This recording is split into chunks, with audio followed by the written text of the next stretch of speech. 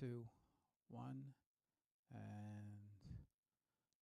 boom. Live on YouTube, live on Facebook, live on Twitch. One more.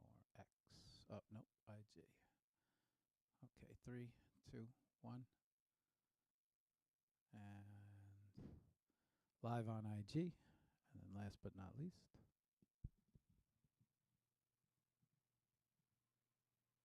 Okay, we got a full feed. Everything's good. Copy. Broadcast. 3, 2, 1. Okay. Live on X, top post. Let's go.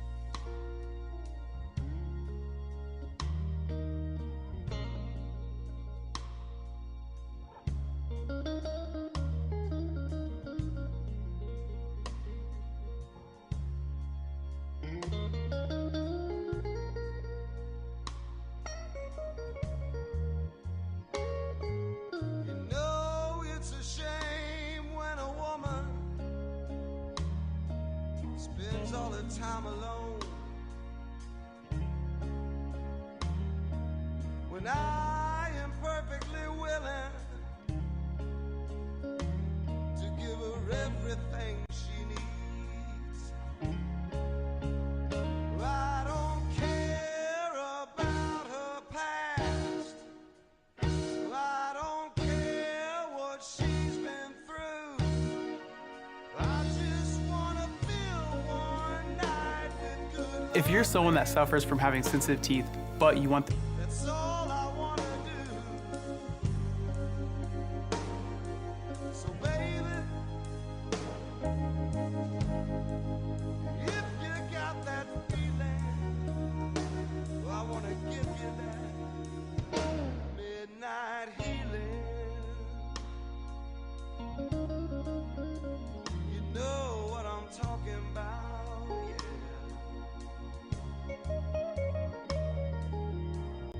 Just turn the lights down low. Come right on over here to me. I know you don't want no commitments, baby. I just wanna set your body free. And I don't care what's going on in the night outside my door. I just wanna get your head right, baby. Give you all the love I got for sure. So baby, if you've got that feeling, you know I wanna give you that midnight healing. Oh, I just wanna make love to you all night long.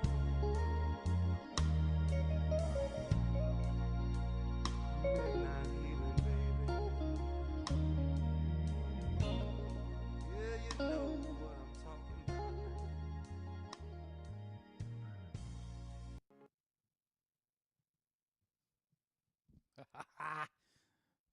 Nice try, YouTube, but you're not getting a commercial on my stream. All right. Give me 1 second to check audio and make sure we got everything right. Good morning, everyone. Good morning, M Designs. Good morning to everyone out there. Make sure we got everything set up correctly.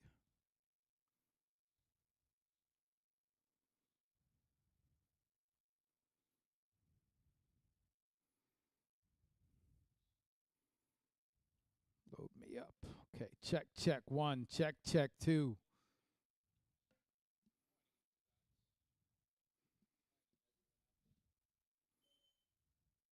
Okay, we are ready to go. What's good, y'all? Welcome to the Hour of Power. Just checking audio and visual right now. I think we're good to go. Yeah, everything's good. Okay. Yeah, we're good. We're good. All right. Welcome to HOP. Fridays, usually we do HOPE, which is HOP East. But today, special episode, we have a recap. Every now and then we do recap shows to bring up a past artist who's been cooking in the kitchen. This guy, we bring him back. We haven't. Well, he's been on here and there, especially with the Art Cartel show, a few different shows, but we haven't had him on since October. So we brought back YuZapata. This guy's been cooking up pigeons for the last 8 months, and we're about to find out what type of meals he's been making. So give me a second while I bring him up. Let me make sure I get him here. All right, you. Say hello to everybody. Hey, hello, everybody. So good to be here in the Hour of Power once again with my friend here, Marc Mauro. Thanks for the invitation. I'm really thrilled to be again sharing my experience, my path, and giving a little bit of inspiration for my artist friends. And yeah, I'm here. I'm ready to talk about what's coming this year. All right, you. We haven't had a conversation since October. I counted. I think it's almost been about. We're almost tapping into 8 months. You've been in the kitchen, cooking. Normally Cooking pigeon. yeah, you've been cooking pigeons, bro. You so normally I would like to give a little bit of distance in between shows. You got to give an artist some time to, evolve. And usually I find 8, 9, 10 months a nice time to check back in to see how far they've come. And that usually sets a nice little chunk of time for a very active, motivated artist to make a lot. You could do a lot in 10 months. And you have. So we've been doing recap shows, bringing artists back on who have been cooking and moving. And you certainly have been in the kitchen preparing a ton. So a little bit different than last time, right? First show, kind of like this origin show, who is you? But not this time. This time we get to recap. So if anybody wants to check out you and know a little bit more about him, you go back and check out his last show where he talks about everything from the beginning. But this show is more of to figure out what you got going on in the last 8 months. Now, before we start all that, how about a brief introduction and a little bit about you? Just a overview. And yeah, why don't you take it from here and let them know who you are? Of course. Well, my name is Joseph David Zapata Lamir. I'm a graphic designer and artist from Colombia, from Cartagena, actually. I've been in the Web3 space for since 2020. It's been 5 years, 5 amazing years that in Web3, here the time goes uh, like faster. So I feel like an OG from the Web3 artist space. I make street art. It's all based on a character called Palometa, the pigeon. Everything started with this map that I have behind me. Behind me is a map of Cartagena, where I painted my pigeons for the first time. And since that moment, I found that art was my way to express myself. So I've been working a lot of in perfecting my craft. The Web3 is a place to do that. You meet a lot of artists, you meet a lot of people that uh, I feel like they add things to your art style, to your performance, to your way to express yourself in this world. And yeah, I feel I've been growing ever since. All right. So for everybody out there that doesn't know, um, you has tapped into a very what I call the zone when it comes to artists. I feel like artists search their entire lives for a signature, something recognizable, something that a lot. You see Jeff Koons, very notable for his chrome balloon stuffed animals, sculptures, right? Creates lots of different art, but known for one specific thing. Um, that brings wherever he goes, you see that work of art, and it's like, oh shit, that's Jeff. I know who that. I know what that. I know that artist, right? Something that I think artists search their entire careers for is that recognition, that recognizability. I don't even think that's a word, but we're just making up words today. Um, you know, to me, for an artist, it's so important to have that signature. Um, as the show has evolved, I think a signature is, I always look for a signature from an artist. Sometimes it's a style. Sometimes it's a character or a caricature. Sometimes it's the way they create the art. Sometimes, and to me, I've heard it in the film world where cinematographers are constantly trying to change the look of the film so their style's not so recognizable. I don't know if that's a good or a bad thing to them, but to me, I think to be recognized in the art world is a great thing, especially if you have a signature that comes along with your work. So many do. Mr. Brainwash, Banksy. You spot a person's art, and it's immediately, oh shit, I know who that is. You have tapped into it with the Palometas, and I want to just touch on this before we get to everything that you've been doing, because I think this is an important topic, and I can't express this enough. I don't know if you share the same view as me, but I was just curious about your thoughts as far as having this mascot or this signature now, where I feel like regardless of what you do, the Mike Tyson piece, the streets of New York, wherever this Palmetto comes with you, whatever wall you put it on, regardless of where I see it across the world, I'm going to say that's you. I know you. You being a graphic designer and having a ton of experience when it comes to branding, how important is it for an artist when it comes to that signature? I mean, is it something you agree with, or does it not matter? What are your thoughts on all that? Yeah, totally. This is an excellent question because my panel on NFT NYC is going to be all about this, like the power of branding through art. All right. Yeah, so I know you're going to be a panelist over there too on the event. Is the For the people who still don't know about NFT NYC, is one of the biggest events of digital art, NFT, and technology in the world. Marc and me are going to be panelists over there. I'm going to be talking about this subject, how art can become your brand and how to create a brand through your art. In my case, I totally related to an artist called Pes Barcelona. This guy has a unique style that has been painting all over the world for more than 25 years, I think. And I met him when I was trying to get into this art world. When I met this guy, we talked. We were like, I only had this painting. That was my first painting, and he was like really interested in what happened here, how I wanted to express myself. And after that conversation, I started to think, all right, so how I'm gonna be presented to the world, and who's gonna be like my channel to communicate all my ideas through art. And I found in this painting two small pigeons. I don't know if you can see them here.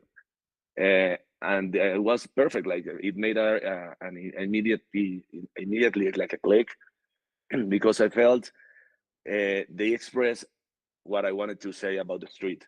Pigeons normally they are seen as street characters, like they call them the flying rats, and but they are iconic from the street. Everyone has something like a story with pigeons. They are afraid, they don't like them, they love them, but they're everywhere, and they go into places they are not supposed to be. I want to do that with my street art. I want my street art to come out of the street and take over the most great galleries in the world, the auction houses. I want them to be in the place they are not supposed to be. So I feel in this world, Palometa became like my alter ego. You know, wanted to be like a rebel, but it's kind of silly. I don't know, like cute. You know, but it's a way to express myself, and it's kind of a channel for me. All right. You, the graphic designer who has to play by the rules, but you, the street artist, um, gets to go wherever he wants. Rules are all off with the Palometas. Um, Interesting thing that you had mentioned during that was the fact that headlined your brand, right? And I often say this in spaces. How important is artists don't think like that. You know, artists they want to create. They create a work of art. They want to hang it on a wall. That's my work of art. They're not really thinking about collections. They're not thinking about how to extend that piece of art. They're not thinking about a brand because it's not something that they. A lot of times, artists don't look at themselves like a business. Um, Evolving as an artist, coming from graphic design, and then evolving into an artist, you have stepped into almost a brand recognition role where you're branding yourself as an artist with the palometas, with the style that you're creating, adding ordinals to it, you know, a whole collage of different, your style, but a collage of different feathered friends now, right? All sorts of different. And so you're expanding on your brand. How important is it, in your opinion, for an artist to look at themselves as a business, as a brand? Now, NFT, speaking at NFT. So I'm speaking, my panel is about how to bring NFTs mainstream. So I guess they must have checked out the show and thought that that was a good place topic for me to talk about. You're talking about brand recognition, right? How important artists a lot of times don't, you know, so I created a piece of art and that's kind of it. But their name, their signature, their brand recognition, what they're recognized for, their letterhead, their business cards, just everything from top to bottom. Is it important for an artist to look at themselves like a brand, like a company, or does it not matter? You know, what do you think? Yeah, for sure. Like my perspective is that I behave like a brand. You are your brand. Like the brand is something that speaks when you are not in the room. They have to present you when you're not in the room. And art is like this is a really way to talk about you when you're not in the room. I have friends who think different. They are more into like art coming from the soul, and I respect that and I really love that. But for me, with my background as a graphic designer, I feel you need to establish yourself as a brand. You need to present yourself as a brand. Even when you send like a quotation, a presentation, it has to be with your style. It has to present you like a serious business artist, you know. So as you can see, I am like fully Palometa branded. I have like everything here is around Palometas. I have my stickers that are kind of my business cards. I have my the back of my phone, the cover, everything is always speaking because when I'm not there, I want people to ask me like, "Hey, I like that style. I like this. I like that animal pin. I like this graffiti because I paint graffitis here, but I paint it as billboards. I don't paint them like to establish like a territory because normally street artists do that. I paint them in places where people are gonna be transiting every day because I want it to become a billboard of my character and people start recognizing that. So whenever people see me with a hoodie, Palometa hoodie, they are like, "Hey, I've seen this pigeon in Bogota. I've seen this pigeon in Costa Rica. I've seen this pigeon in Mexico." I try to paint everywhere I go, but it's like my way to establish like a brand. So when you behave like a brand, I think people are gonna be like attracted to what's behind the brand, you know? And for the artist, it also makes your life not for nothing, but for the artist, it also makes your life a little bit easier when it comes to promotion and marketing, because it's one thing that artists hate to do. You know, artists are more focused on creating. They're not thinking about the business end of it, how to expand their reach, how to get brand recognition. So no different than Nike, in my opinion. No different Yeah, than, yeah, right? Um, totally. yeah. But because here you find yourself in a way that you can also connect with a brand. When you have two brands and you want to make a collaboration, it's easier than having a collaboration with an entity, you know, like somebody who shows himself only like an individual. When you show yourself as a brand, you can like express the values of your brand through many channels, you know, like the business cards, the paper, the stickers, the t-shirt, the merchandising, everything becomes like part of your brand, and you start like becoming friend. That's amazing. You have, and I got to touch on the pigeons because they get such a raw deal, but I'll come back to that. You have, I got to get these questions while they jump into my head. Have you ever had the experience where you were in a gallery and you handed somebody a business card or your phone, or you had your phone out, or maybe had the Palometa on you, and then somebody asked or somebody said something? Oh, you're the pigeon guy. Has that happened yet? Totally, it's really funny because I have some graffitis around where I live, Right, right. and people like started, I've seen one near my house. Or last time one friend came to visit from another city, and he showed me a picture of one of my graffitis, like, hey, look what I found. And I'm like, man, you're next to my house. Oh really, it's really that close? I was like, yeah, stop there and I will join you. It's like everyone wherever they see, they can recognize the character now here, yeah, at least in Bogota. And when I go to galleries, they are like, okay, you are the man behind the pigeon. I that has got to feel good, especially probably makes you feel like it's paying off. Um, I saw there's a couple experiences where, oh, you're the question mark, dude. And so I think when you get to that level of interaction, your brand is working and functioning and doing everything that you have prepared it and created it to do. Um, might not recognize everything that I do, but when they see that question mark, it's like, oh, you're the question mark guy. You're the they. A lot of times I get, you're the Riddler. Um, so I get that a lot. But okay, uh, pigeons. The Palometa, the character itself. Pigeons get such a raw deal, and I'll tell you why. Because a dove, same exact family, but people cherish like the dove. The dove is just as messy as the pigeon. Same body type, same fit, just a different design, right? Behaves the same way as a pigeon. But you know, you got doves there. They're allowed at magic shows, birthday parties. Doves are beautiful. They represent love. Pigeons are like get so you know it's just such a bad rap. Oh, they're so dirty. Like you said, the rats of the bird world. You know, I feel like they get such a raw deal because you know they hang out in the cities. They're not afraid to pick off. They're survivors.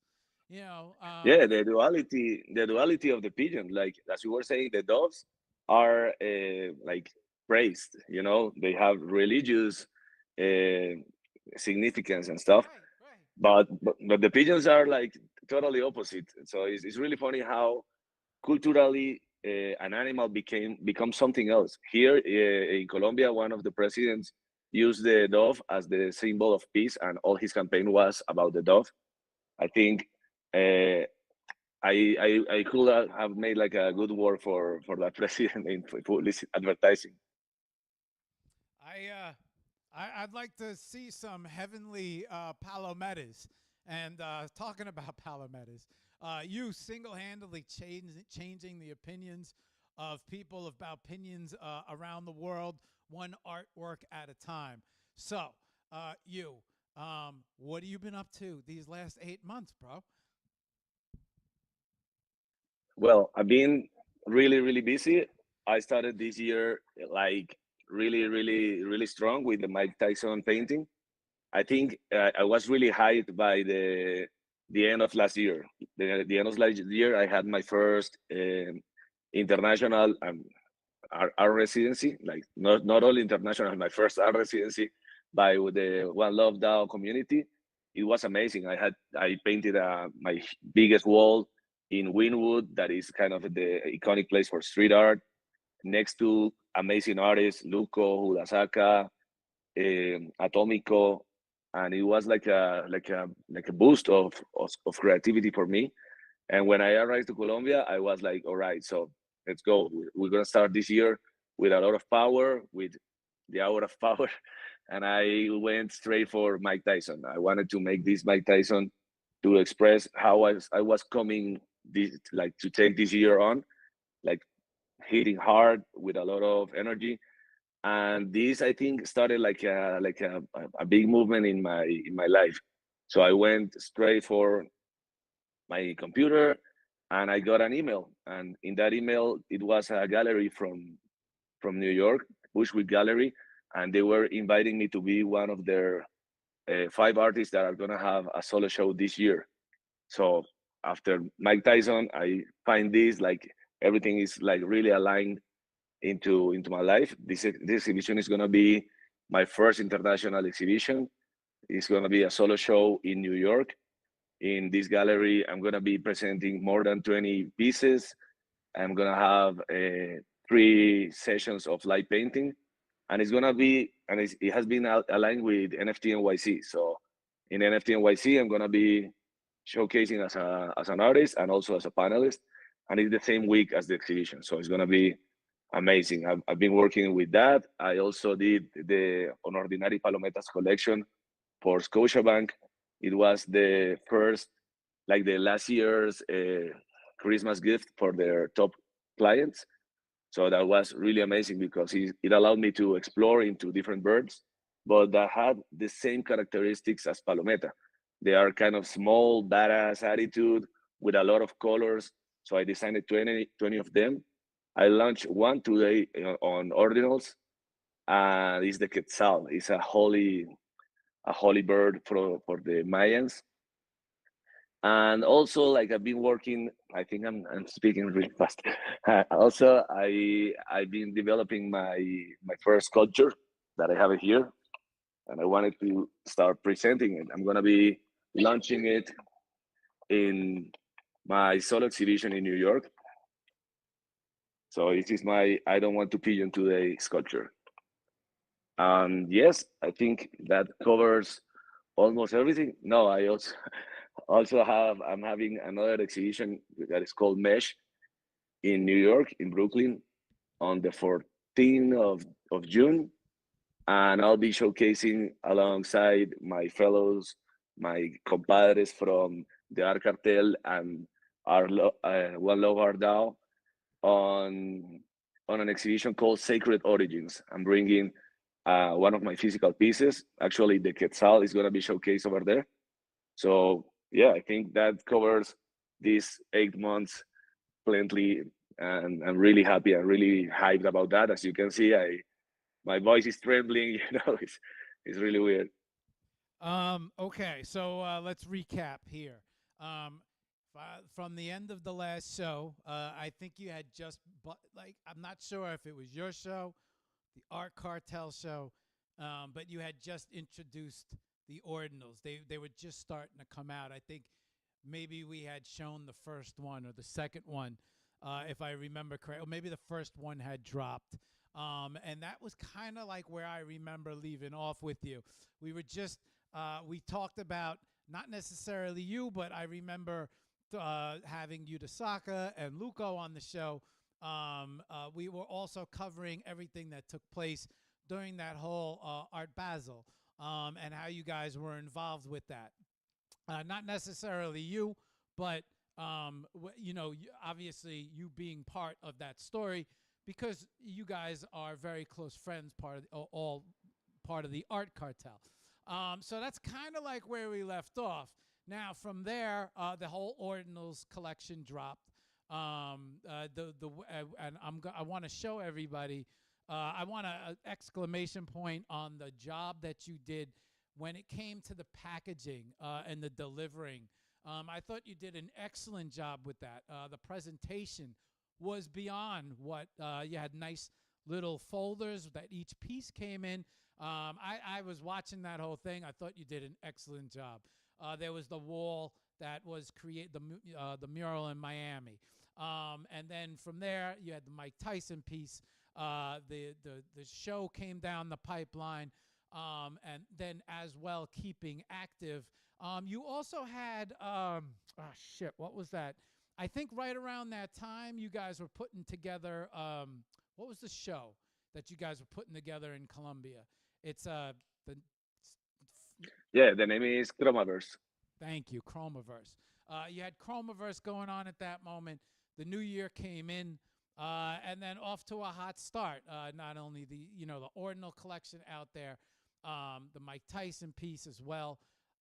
Expanding, finding more opportunity. Now NFT NYC, an opportunity to speak about brand recognition. You land a gallery show in New York at the same time, and then through all of this, you got these little figurines on the way, which I love. Little, it's just when it comes off the canvas, obviously canvas physical, right? But when it comes off the canvas to a collectible, to a little, almost like I don't want to call it a toy, an art display, a figurine. I don't know what you would call it, but what an I call it sculpture. sculpture. What a great next move. Bringing them to 3D. You move them around, put them on a shelf. You've seen this with the what do you call those bobblehead. People love to collect these little things, and so I was excited to see this. You know, your thoughts, right, on these little guys. What it's you got to have a plan, and you got to let me in on the plan. I need to know what's going on. I know you're the type of guy that plans a year, 2 years, so you see things, right? So how big are these little? How big are we going? Like, how are we creating these things? Were they 3D sculptured? Were they printed? Like, what was the process? I need to know stuff. I got lots of questions, and so you got to fill me in on this. Go ahead. Yeah, it was a beautiful process. I started at the beginning of the year with the plan. I was like, okay, this year this is going to happen. So I made this plan, and when I started with the sculptures was really difficult because I had many suppliers. So first I made the design by hand with like the regular way, paper and pencil. So I decided how I wanted to look, but it was so difficult because normally I see the Palometa in 2D. Right, I think about Palometa in 2D. So I was like, okay, so now let's put this one looking front, then looking from the back, then the top view, then like the side view, and it looked so weird in my head. It was impossible. I was like, no, I don't like how it looks in sideways because it looks like with only one eye, I can see like I don't know where it's gonna be looking at. So it was kind of difficult to come out of the canvas and become a 3D object. And I contacted a 3D sculptor, like a 3D developer from Medellin. So I started this process with the 3D. So he started showing me like the views and stuff, and it was still feeling really weird.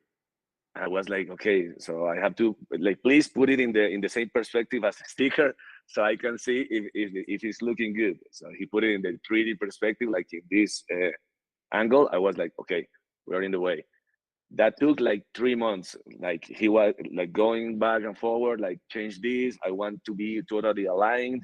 I want the small lines that in the hand that had like a popping a little out of the sculpture.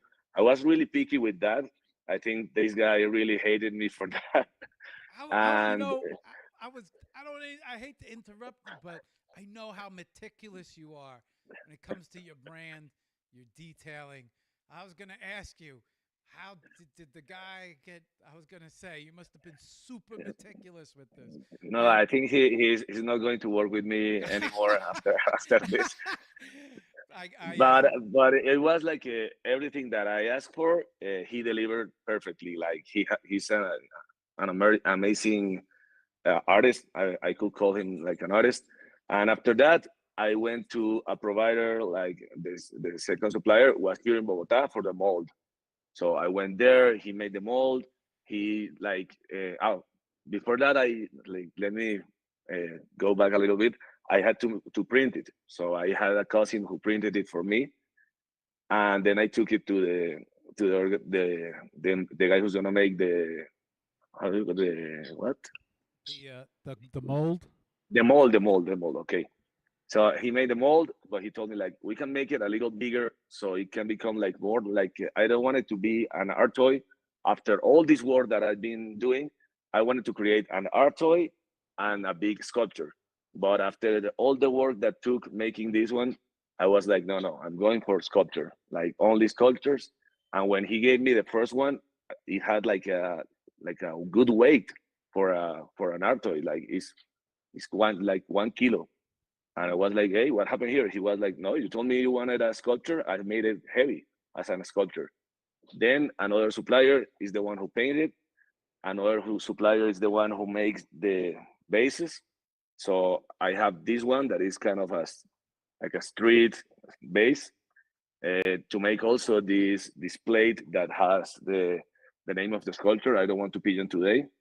I made another base that is this one that is a grass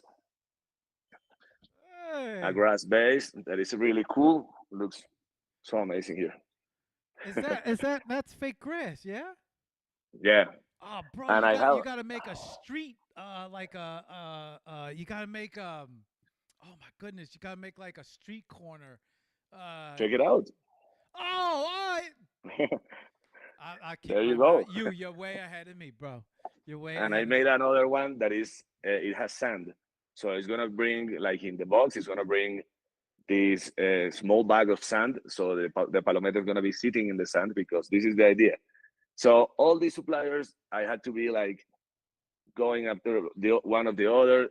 And when they were almost finishing, I was okay. Now the box. I want the box to be perfect. I'm gonna bring one. Let me.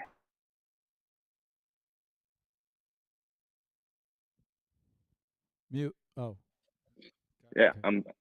I'm having one of the boxes. So I had to make the graphic design for the box, then to thank you. So here's the box. So I had to make the graphic design for the box to have the production of the box in the material that I wanted.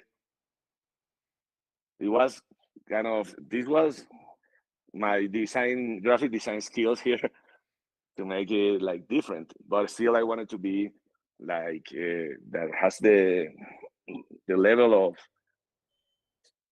of I don't know how to call it, like Quality, authenticity or quality. quality.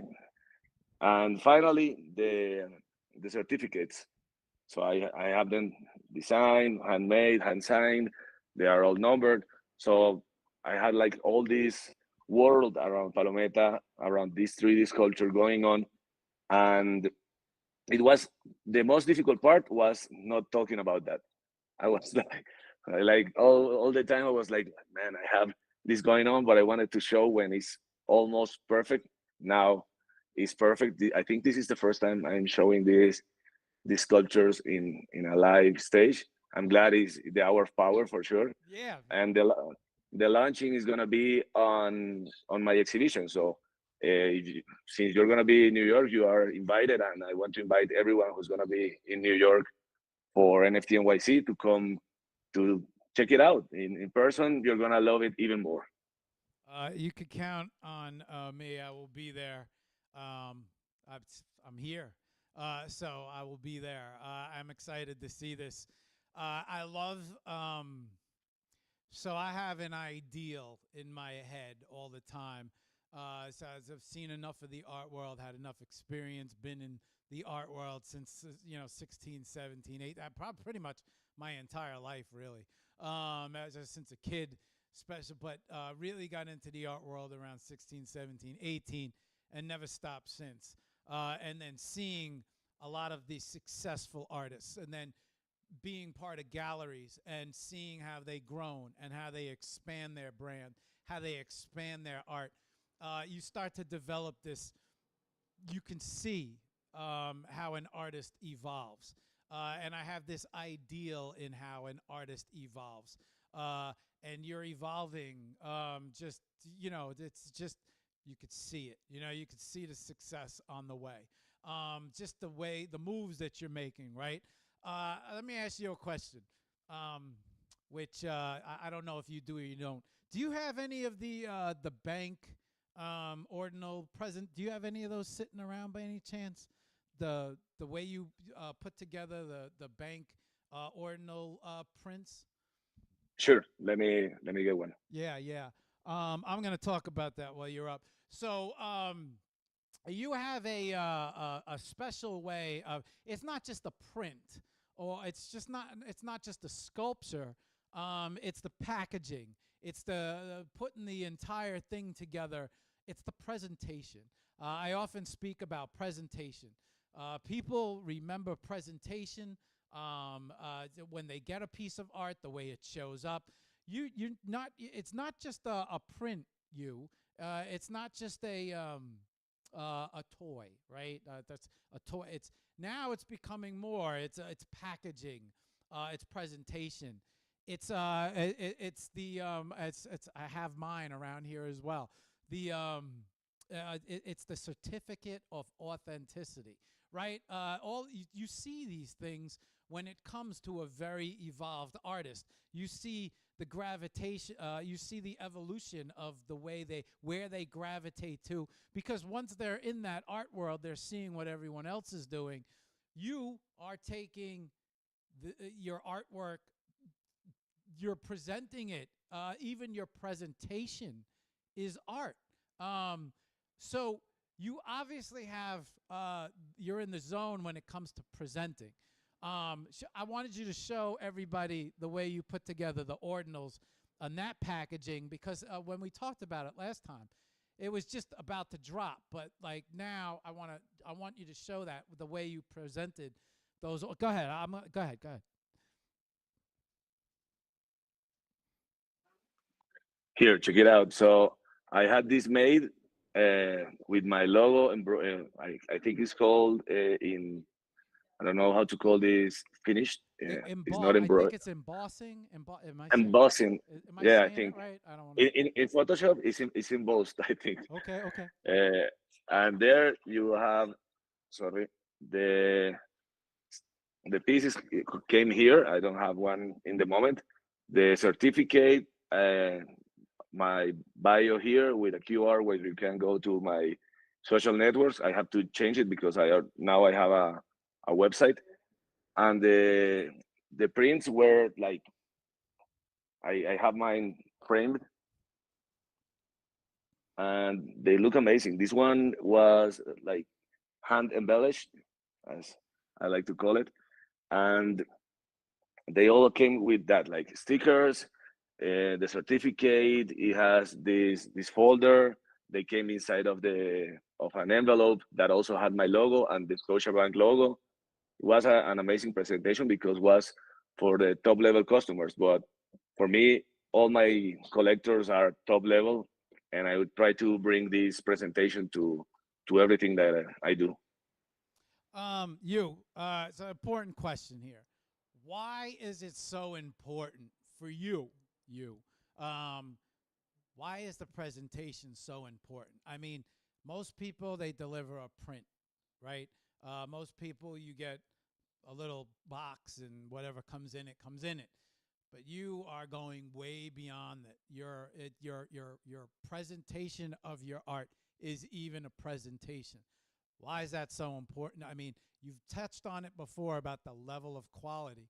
Why is it so important for you to present the presentation of your I'm getting twisted up with too many U's, but why is it so important your presentation? Why is that so important for you? I learned this from my graphic design career because if you want people to value what you are giving to them, you have to present it with the highest level of quality. My mom always is like checking me out, like this color is a little bit like watered. You have to like I don't know, like you have to do it again, like all the time. Like this level of presentation, I think it came from my mom, but it goes like it it happened with my graphic design skills. So I have this skill where I can give you a certificate that has all the style. It's not like some certificate that I downloaded from the internet. No, it has my style. It has the street art style. It has the palometa. Even I have like a cold seal, the ones that you press. It has my palometa, and it makes the prints look better. So treat your art the way you want people to feel it, to feel they are purchasing high quality art. You have to show it, like to deliver it as a high quality piece. 100% you. Um, yeah. So much good shit today. Okay. So let me figure out where we're going from here. Quality.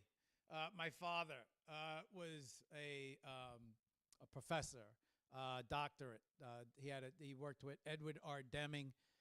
He also worked with Milton Freeman. He wrote 2 or 3 books. He was big on quality, TQM, Total Quality Management in America. It was always, about quality, quality, quality. Whatever product you release, whatever you drop, make sure that the quality is there because quality is important.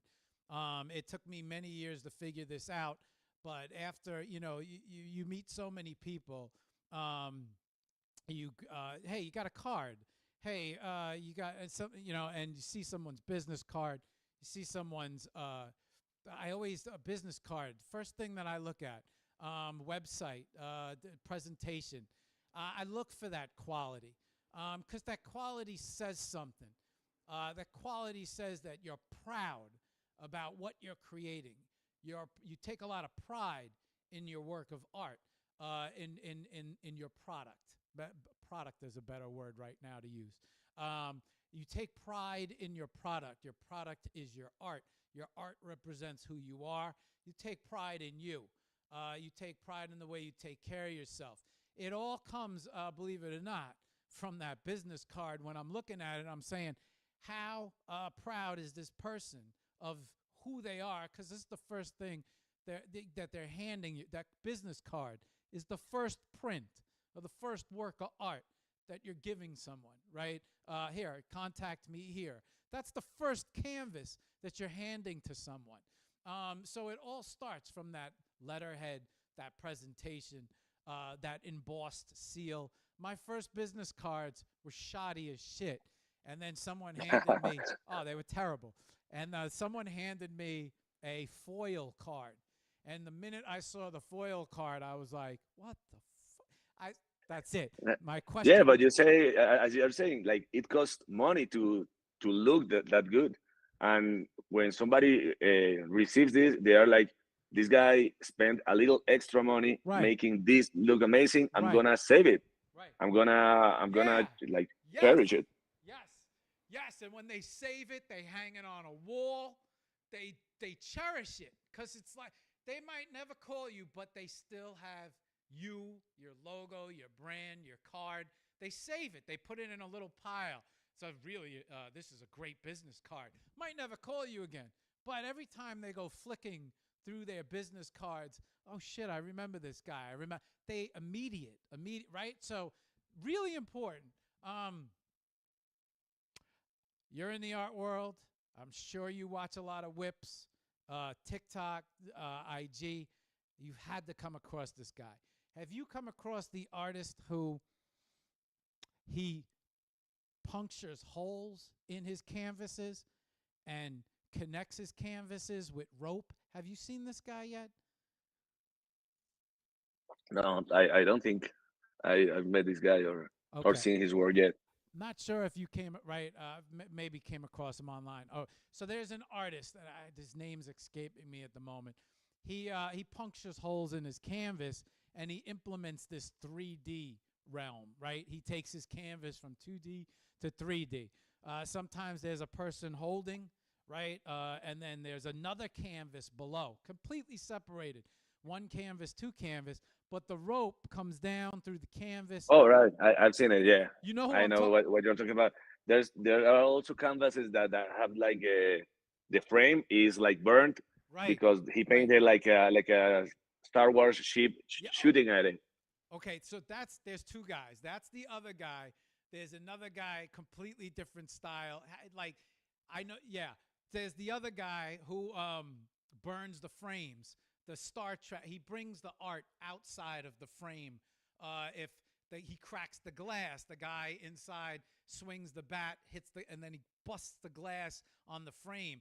So there's two guys that are bringing the 3D. They're bringing the 2D into the 3D.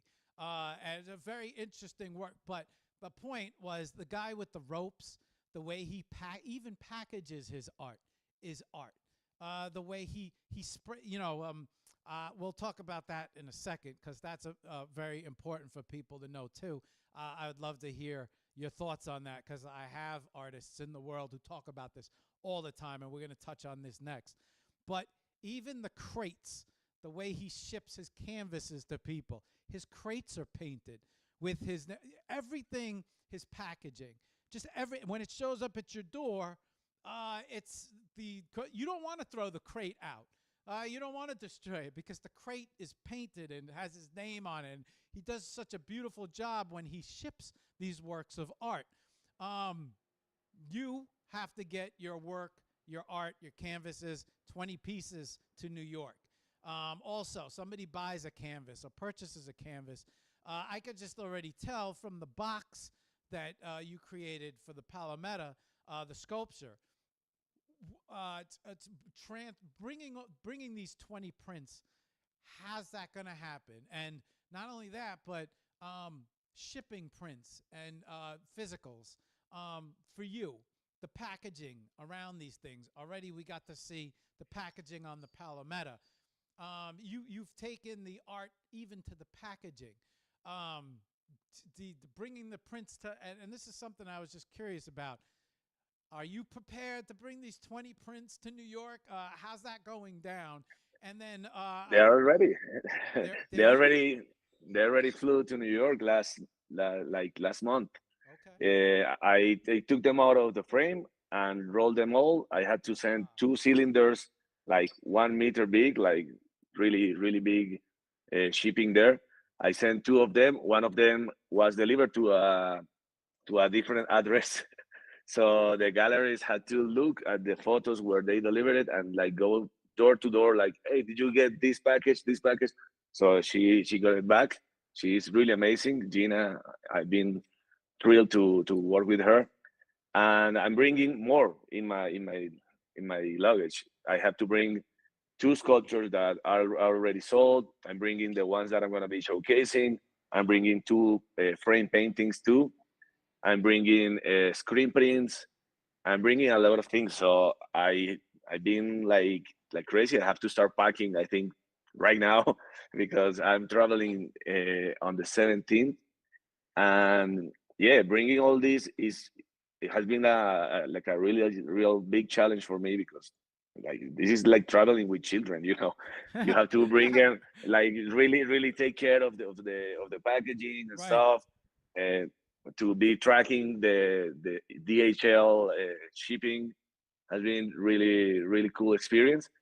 And I hope I don't have to bring them all. I hope to sell them all out and leave them in New York for real forever, or there in the hands of people who connect with my art. I feel they're gonna love it. They're gonna love the colors. They're gonna love all the Caribbean vibes that I'm bringing into the street art world, bringing it into New York, like a piece of Cartagena, my city. A lot of colors, as you can see. happiness, joy, funny moments. So people are gonna connect, and yeah, I hope to bring only, I don't know, clothing to Very, bring back to Colombia. gonna say, very, very exciting times. You, are they gonna rewrap them here? Uh, they told me like they're gonna like find a solution. So that's really good to find a good galleries that take care of your art the way you take care of it. So it has been amazing. So they were like, send it and we'll figure that out. And still I'm bringing some of them that are in the frames. So I can have like some frames, some that are gonna be on frame. I don't know how are they gonna display them over there. I had like a lot of crazy ideas for the exhibition that I don't want to reveal here. And the galleries have been following them up all the time. She also connected me with a great artist, Michael O'Malley, in over there in New York. And this guy has been amazing, like looking after me. He told me like, all right, we're gonna go to this gallery, we're gonna meet these people, we're gonna like everything that I'm looking to like that I want to do in New York. He's gonna be helping me with that. And I was going to like take a moment to shout out the people who are here in the Instagram live. I have one of my aunts. I have some friends, Katia Folter, Laura. My mom is connected, so a big shout out. My sister, Nata, my wife is also here. My sister also. My brother is not connecting because he's really busy. But I wanted to shout out and give them a big hug. Thanks for being here for me. All right, all right. Exciting times, you. Shit, we're already at that's an hour. Ah, we got to get over to the computer. We need to update and go through the IG.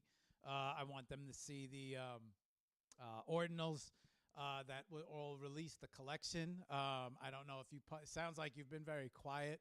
I don't know if you've been paying attention, but the Hour of Power has evolved a little. On Wednesdays, we do these really cool community shows. Acid had approached me and said he had an art drop. So we did an art drop show, and then this week on Wednesday, Sven, me and Sven talked about doing the box collection drop. So it seems like now the Hour of Power has expanded to art drops.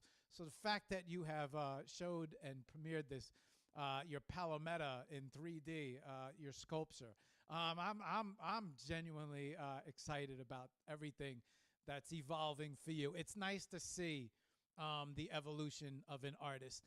You hear so many times out there, it's impossible. It's so difficult to make it as an artist. So, and not that there is a, not that there's a, not that I find that there is the same formula for everybody, because by all means, I feel like anything can happen at any point in time, especially in the art world. A banana sells for 6.9 million. It's a guy eats it. Anything can happen at any time in the art world, so you can't say it's the same formula for everyone. But to ensure success, I often find that there is a formula. And it's nice to watch an artist evolve through that formula. And then when they establish themselves, get their foot in the door, which it sounds like it's happening. Welcome to the art world, especially the New York art world. So when you see this all taking place and happening, I've seen so many artists evolve. It's nice. It's a success. So you could smell the success. You could see this. But you tend to watch them, and they all kind of evolve the same way.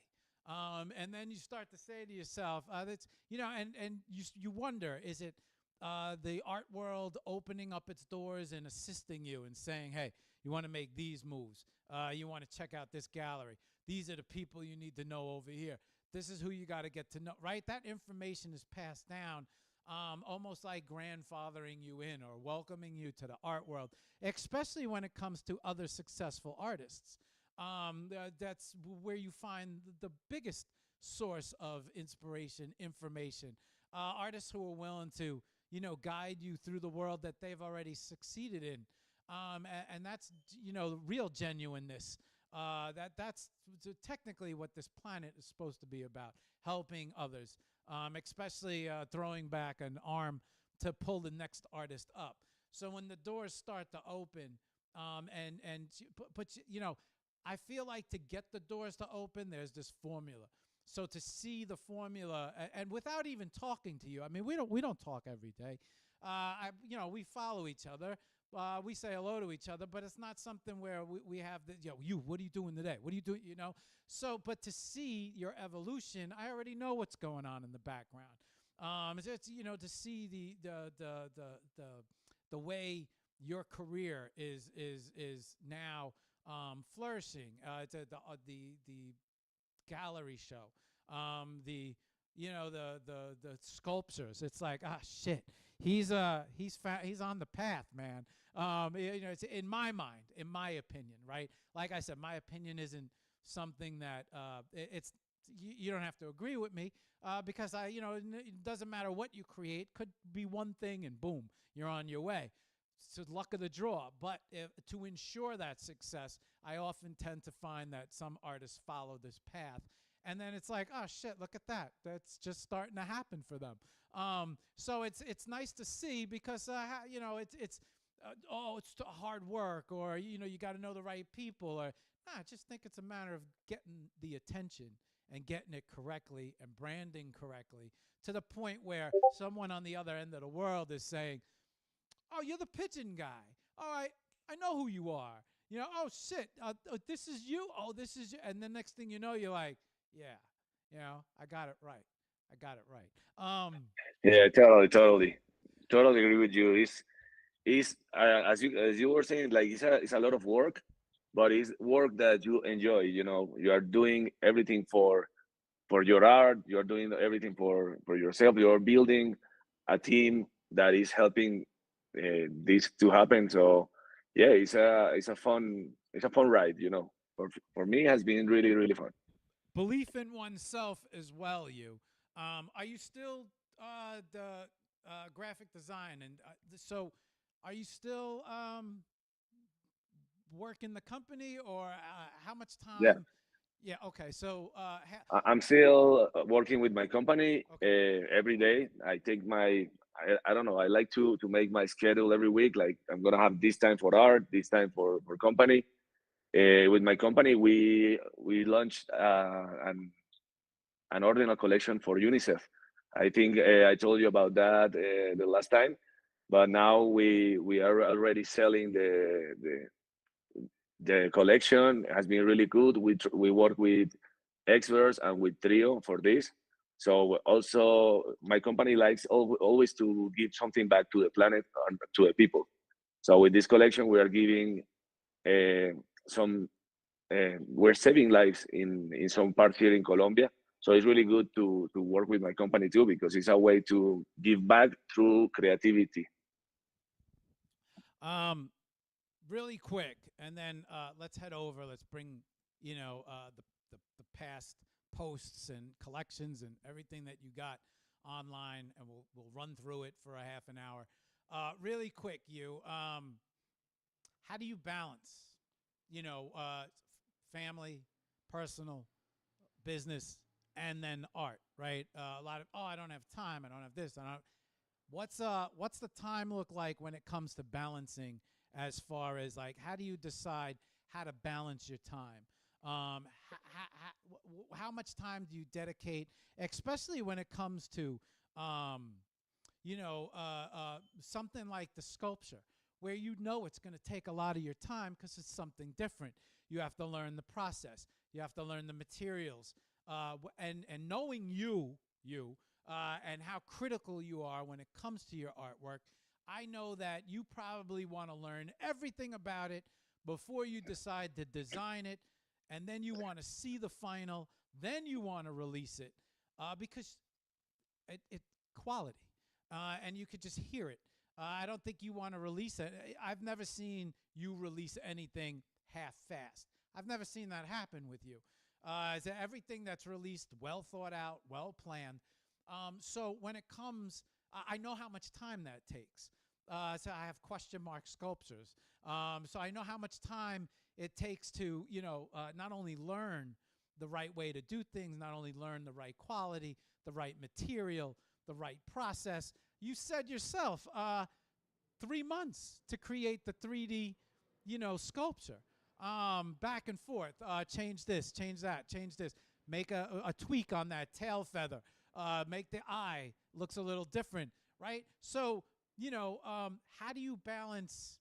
Do you push? Do you rush? Do you take it naturally? Do you dedicate a certain amount of time, day?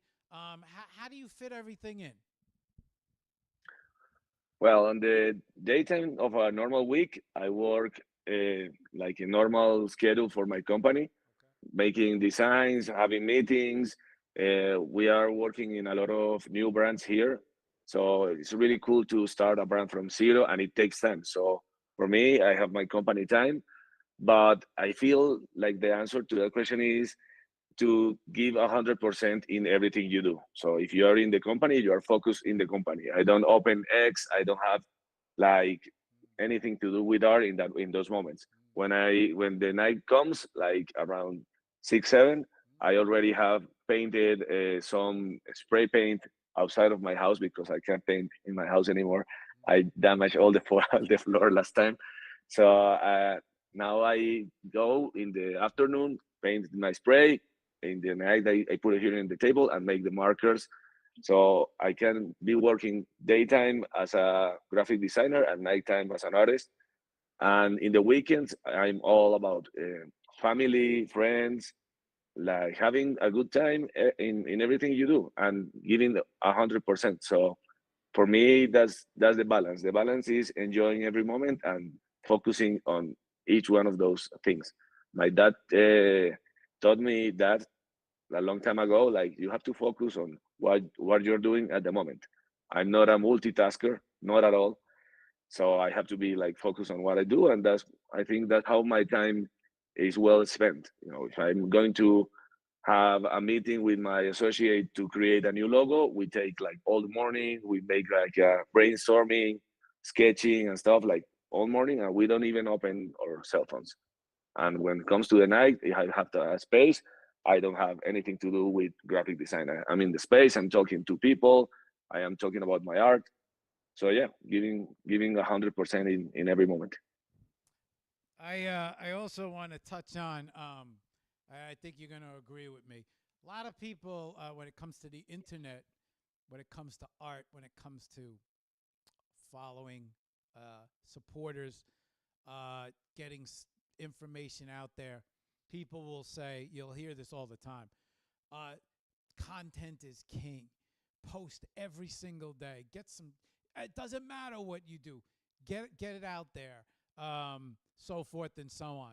It doesn't matter what you put. And then I go and look at their social media, and I'm like, it's a little.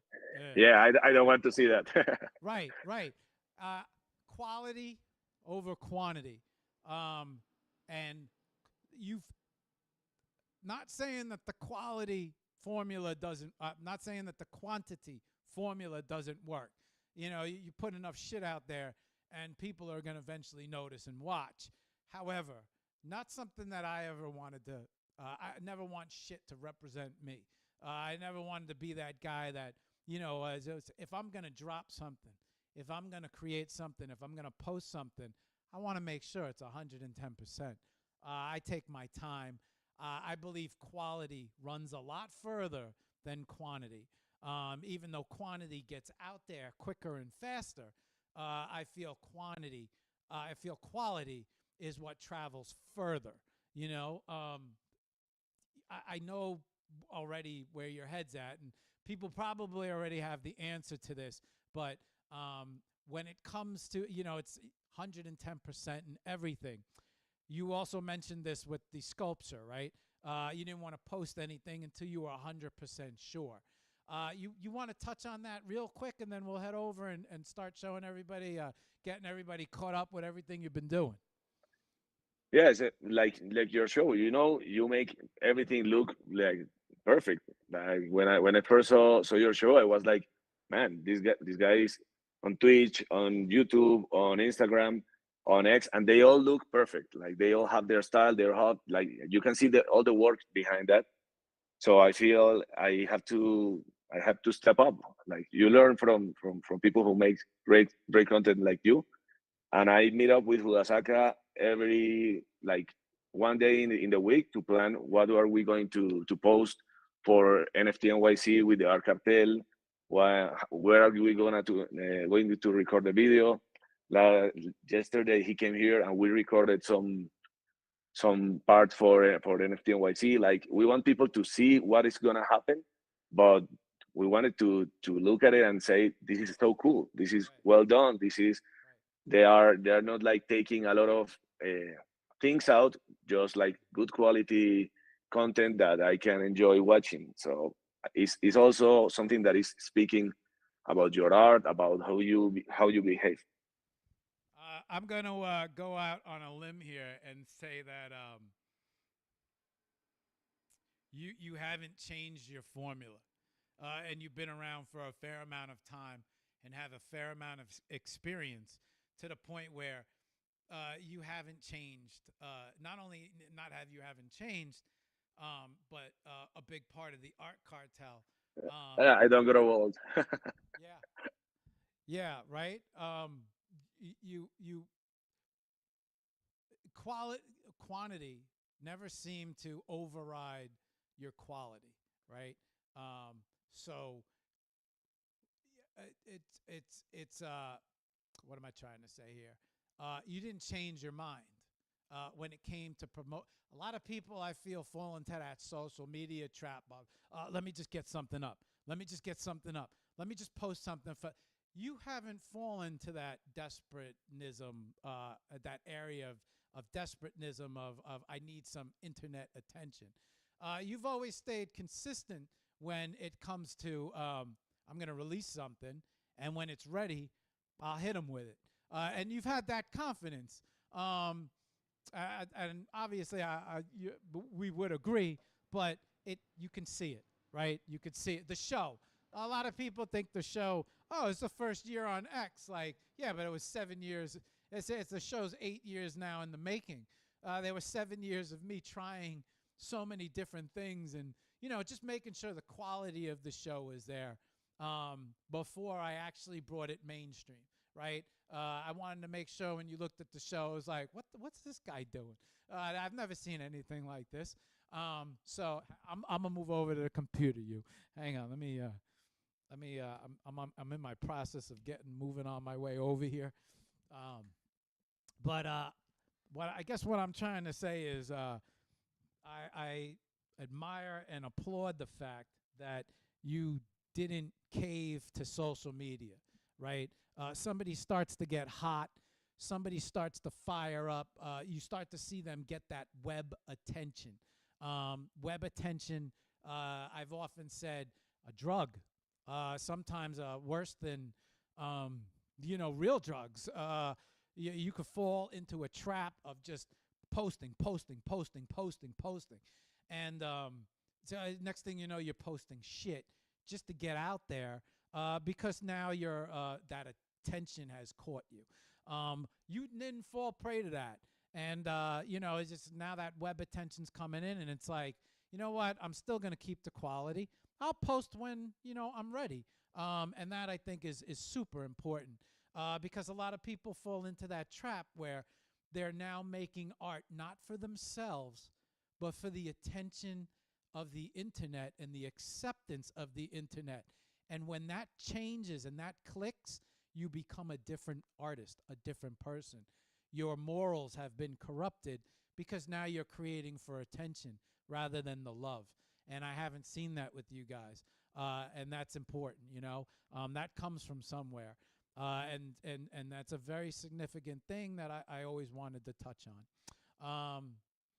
Let Yeah, me of course, you have to go ahead. overcome those places of anxiety because uh, you don't want to be get into that wheel of anxiety. Like you have to be posting, you have to be showing, you have to with these new apps of art that you have to be like all the time in different social media, like trying to be active, is it gets a lot of anxiety, and I feel that's why this culture speaks about that. It's like take a time to do nothing. That's why I celebrate here the moments of nothingness.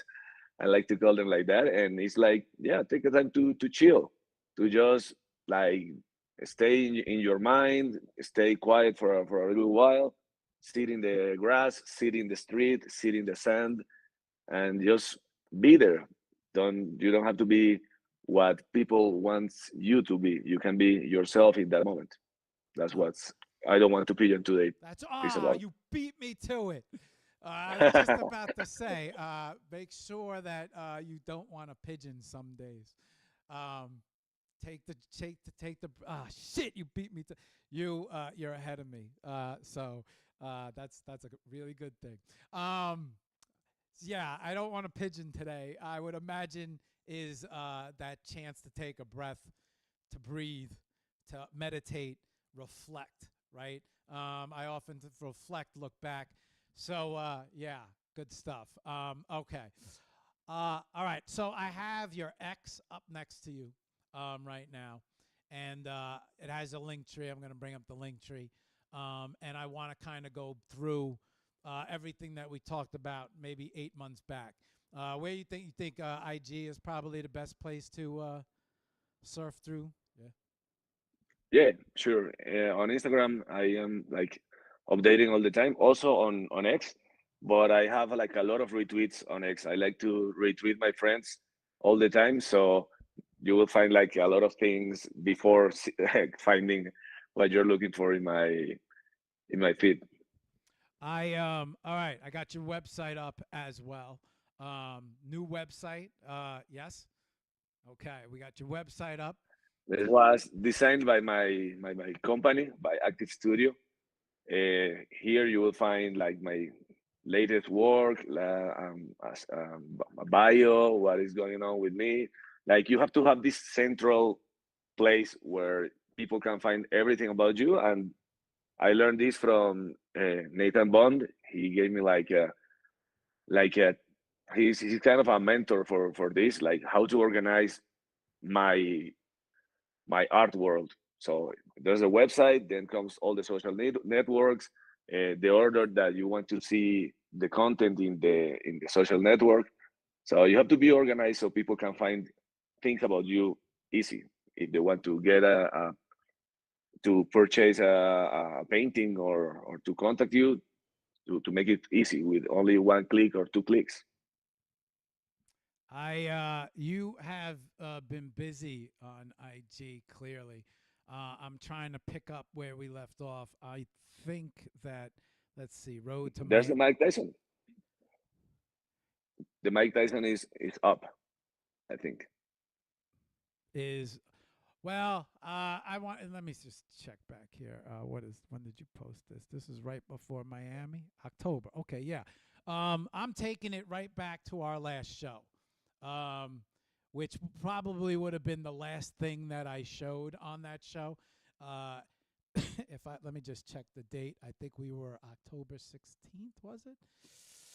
Let me was that the Yes, or October 16th.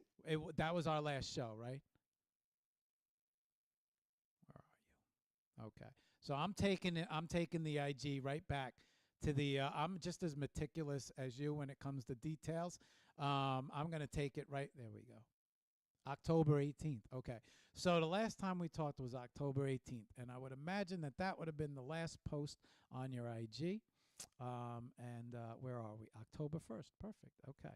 So we're going to talk while I'm going to flip through and show everything that we've posted since because they missed all this. So let me get everything situated and right here. Okay, perfect. All right. So guys, I got his IG up, and I'm just gonna flick through his IG while we talk, while we keep this conversation going. Um, Okay. If there's anything in particular as well that you want to bring focus to, just let me know and I'll bring that up as well. Um, Perfect. There's one pinned on top that is about the showcase, one of the biggest showcase that I've had. I had it last year in Taipei. okay. Was amazing in the Taipei Lumi 3. The video is pinned on top, so we will get that in the end. Okay. I'm flicking through Bogota Art Week right now, showing them everything. Let me ask you a question. And I think this is great coming from you as well. Social media, how important, right? How important is your social media presence, and how much time is you're in charge of your marketing now? Artists are in charge of their marketing. Artists are in charge of how they display themselves. Unless you get incredibly lucky or you have funding where you can put this in play, right? Most artists can't. Um, how, in your opinion, how important is it? Social media. Oh, the AR thing, man. Good job. I didn't see this. They were just talking about the AR stuff yesterday. A new site came out to create the AR. Now I'm just seeing the AR piece right now. See, this is the problem with social media. You don't see every post. You know, ugh. Yeah, right now I am using one that is called Adobe Aero, and it's really good. It comes from the Adobe house, so they work really good with designers.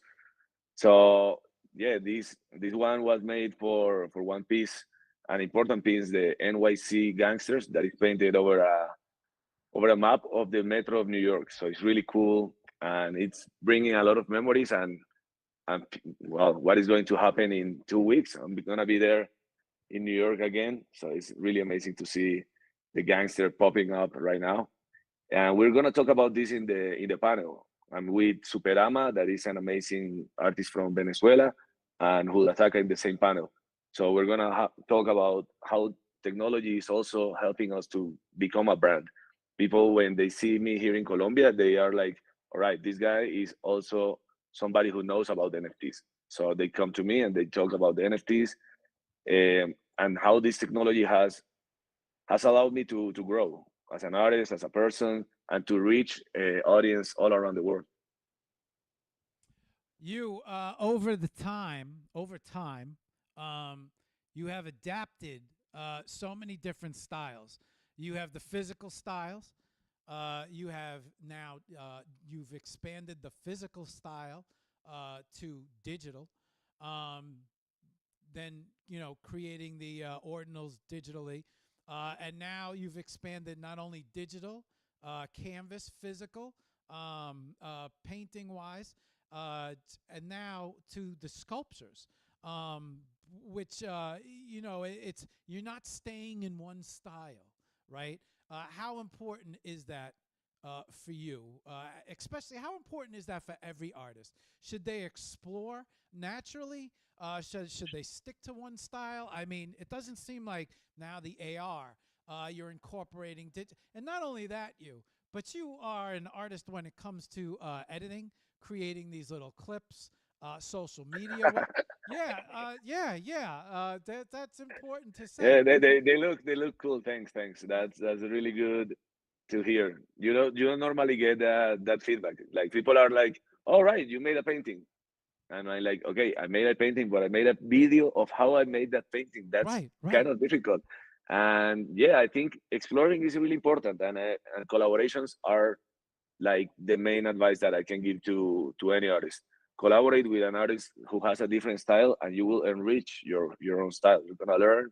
You're gonna be exploring different areas, and the other artist is also going to explore your style, and you both are gonna grow. So, right now, I see you are showing some of the pieces that I made manually, and I am exploring all the time with uh, like traditional art techniques.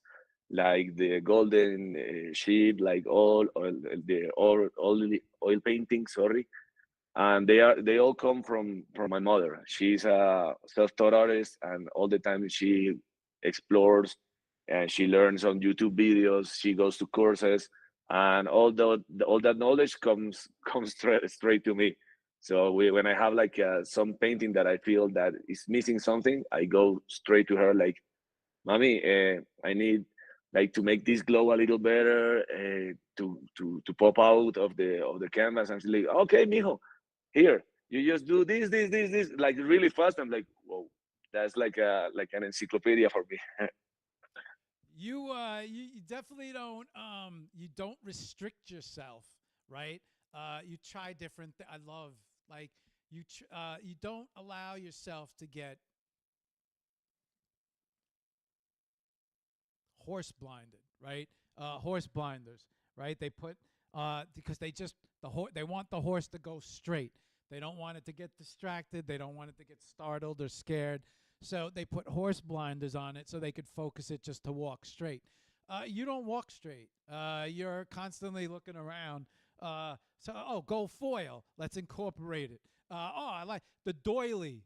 You put the doily on and spray paint it to create that doily effect. Different cutouts, pieces that you use for all sorts of designs. A lot of people, a lot of artists are very coveted when it comes to their way that they create. But I think in order to dominate social media, you have to show. That's what really brings in the views. Showing your style, showing how you create. A lot of artists are nervous. Well, if I show everybody how I do it, then everybody's going to know how to do it. I don't get that from you.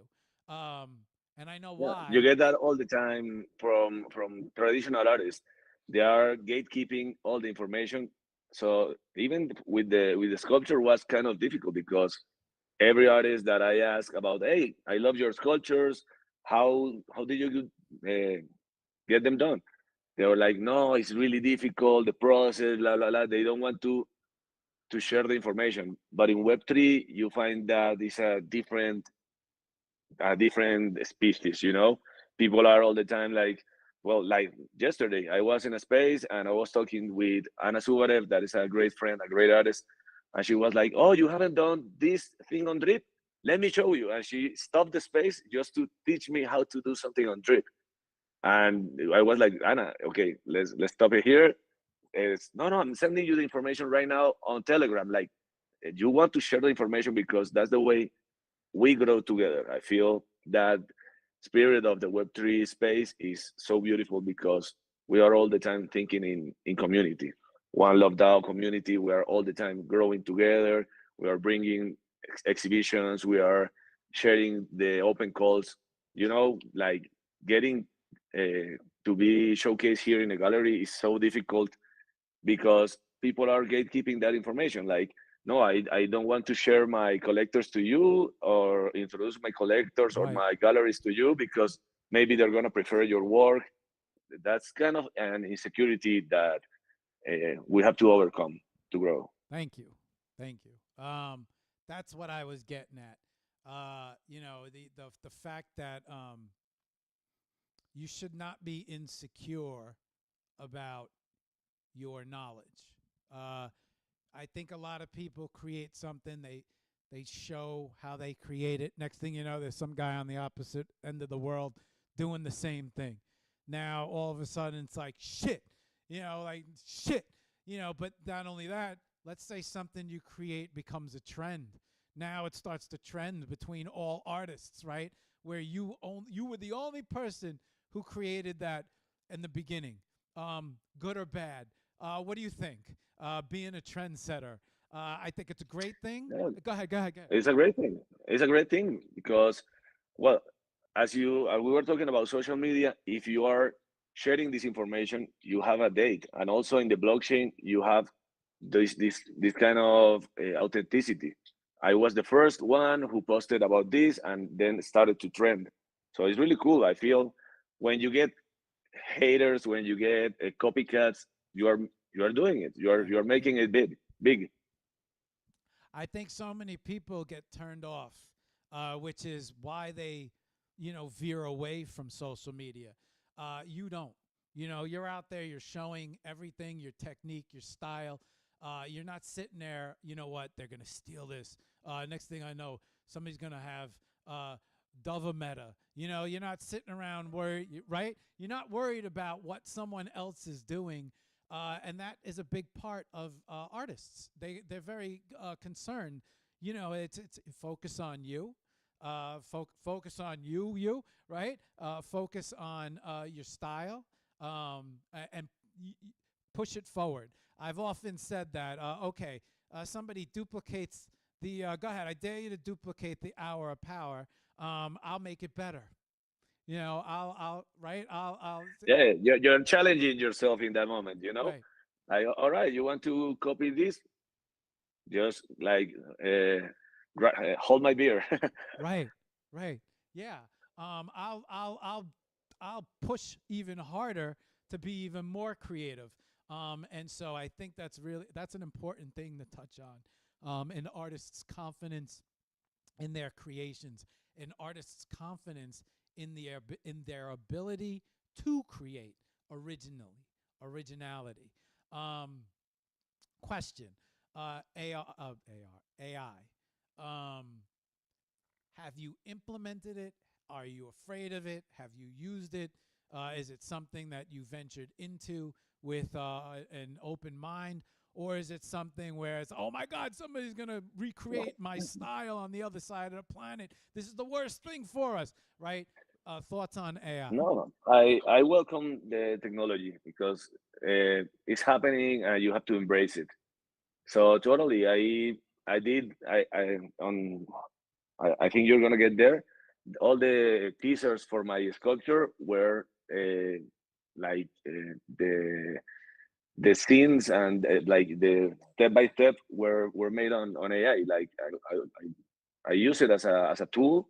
It's not something that is gonna overcome my work. I'm totally afraid of what people might do, like in the news. Like every technology comes with a great responsibility. Like Spider-Man says, like with great power, you got great responsibilities. But here, the responsibility is to use it in your own benefit, with care. I am all the time trying. Like I'm not good at writing maybe the description of something. So I go to AI. I write it until I find it good. I feel it's a good assistant for me.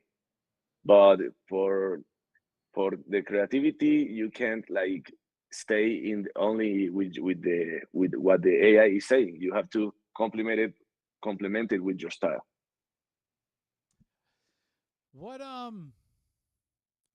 We're going. Let's see. I think we're around. Let's see. I think Miami. Yeah, yeah. Right afterwards. We're moving past Miami right now. So I want to touch back on social media because it's clear you spend a lot of time on these videos. I often say that every video you release should be a work of art. You should put just as much into that as you would your work of art. Your videos are great. The way you handle your social media is great. Most people find social media to be a burden, but you need to have a presence online. They need to see what you're up to. You take a lot of time when it comes to these posts. For artists out there having difficulty when it comes to social media and social media posts, any advice, any thoughts for them? How to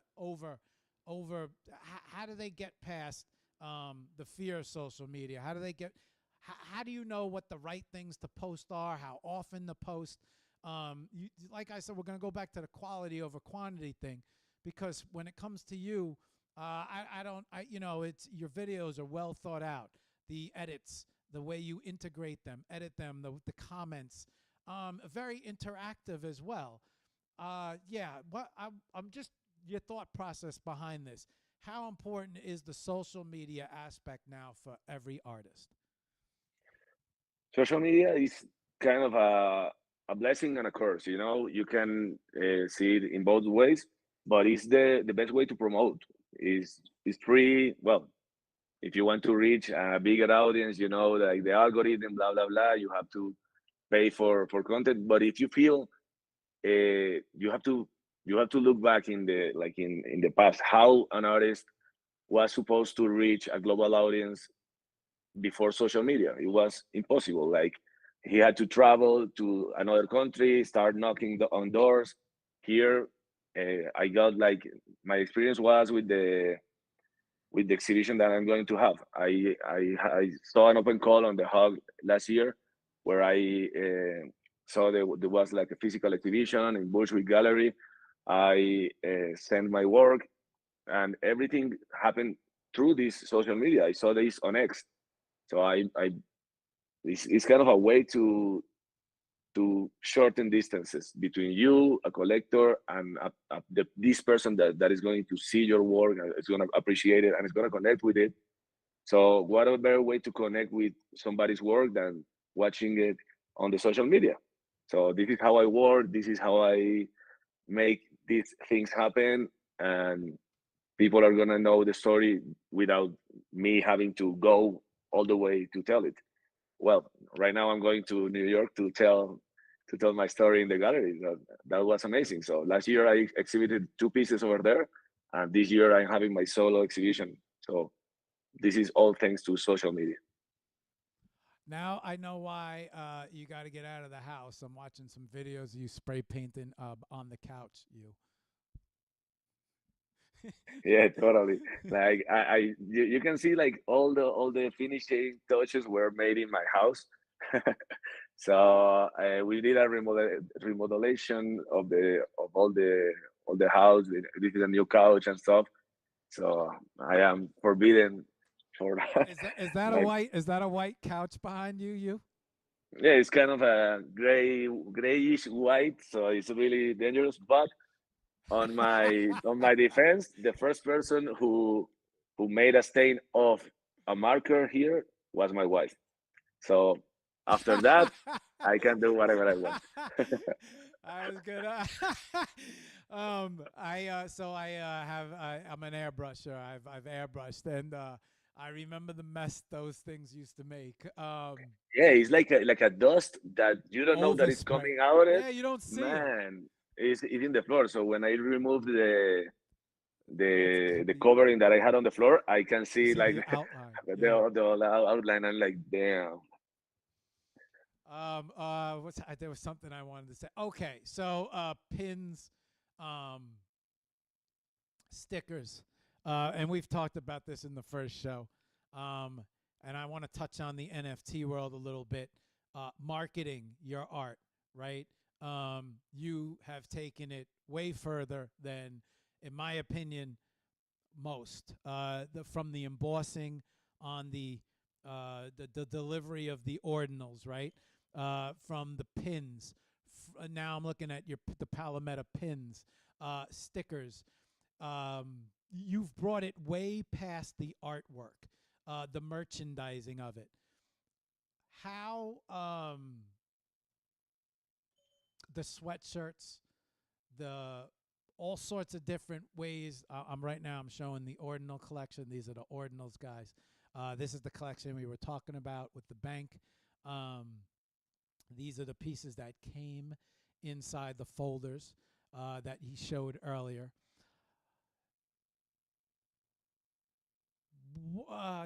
Now the sculptures, merchandising, how important a part of it being a part of your brand, your artwork.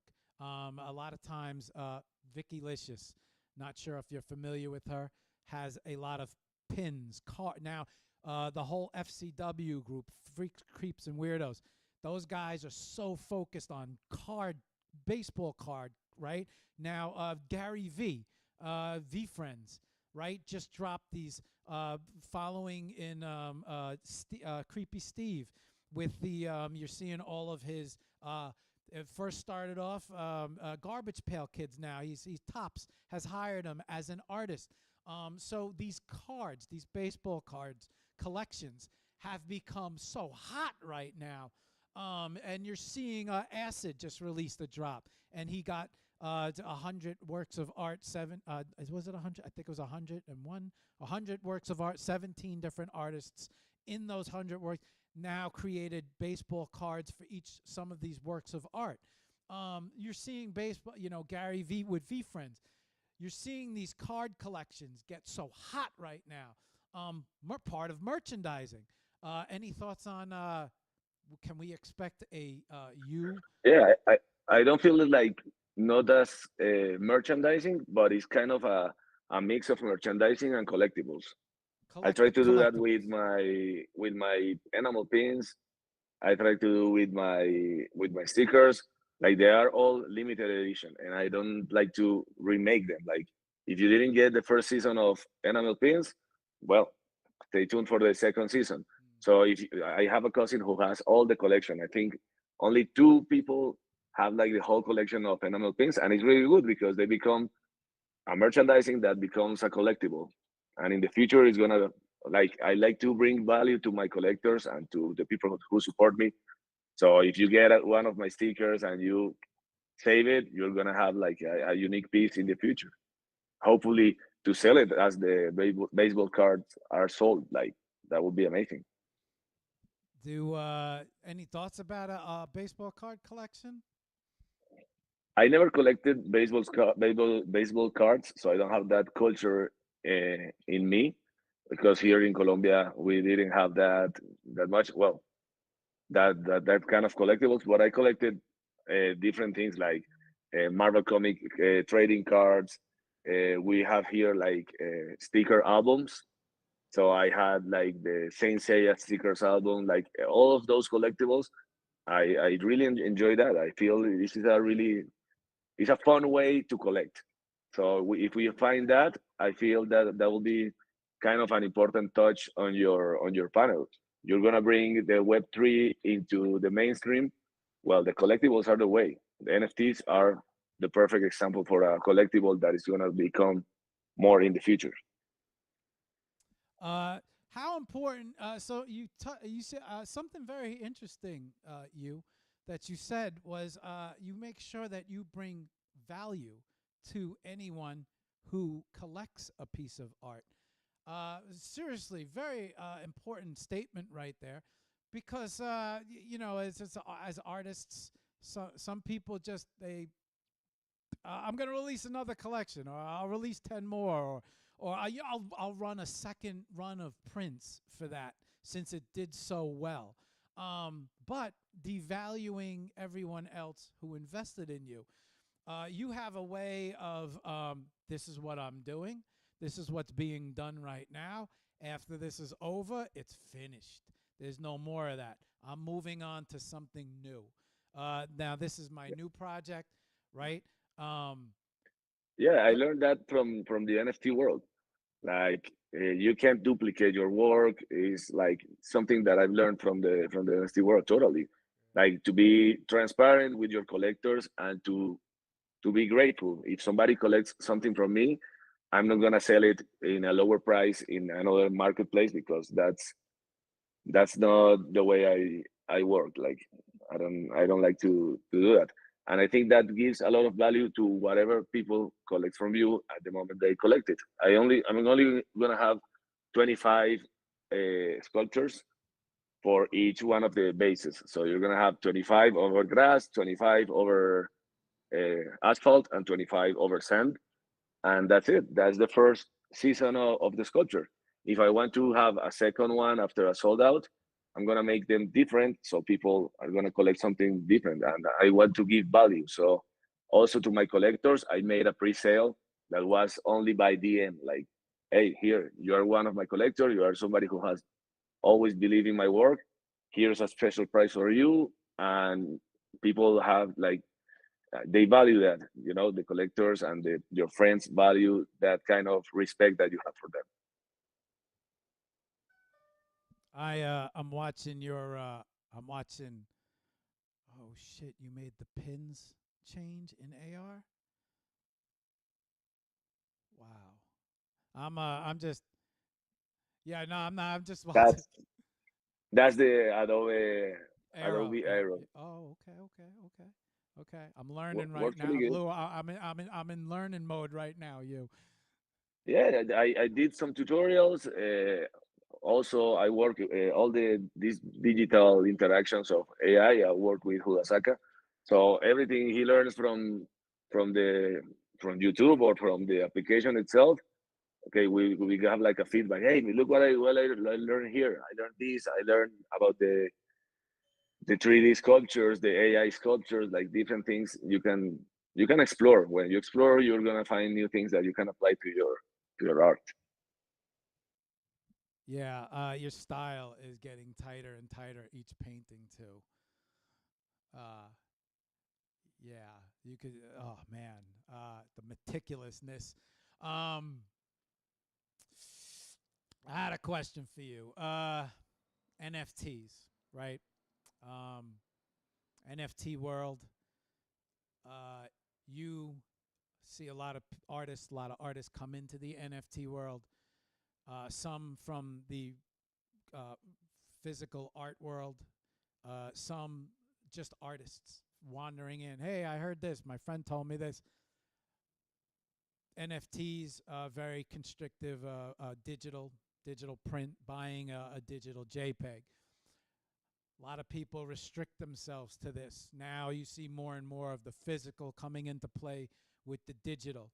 I've always said from the very beginning, the NFT world is a part of the formula, not necessarily the whole thing. A lot of people get caught up in spaces, and you never see them. They they try to create the career from within the NFT world. Sometimes it's slow. Sometimes the opportunity is not there. A lot of opportunity within the NFT world, but I don't think it's something that someone should just focus on slowly. I always felt like the NFT world is a good place to start moving into the physical real world. That's kind of the way my opinion has always been. NFTs are great. The NFT world spaces, the most support, the most love, the most supportive people. A great opportunity to get your work on screens, a great opportunity to network and meet people. But the ultimate goal, I would think, is to get your foot through the doorway of the gallery art world. And I've always felt like NFTs can do that for anyone.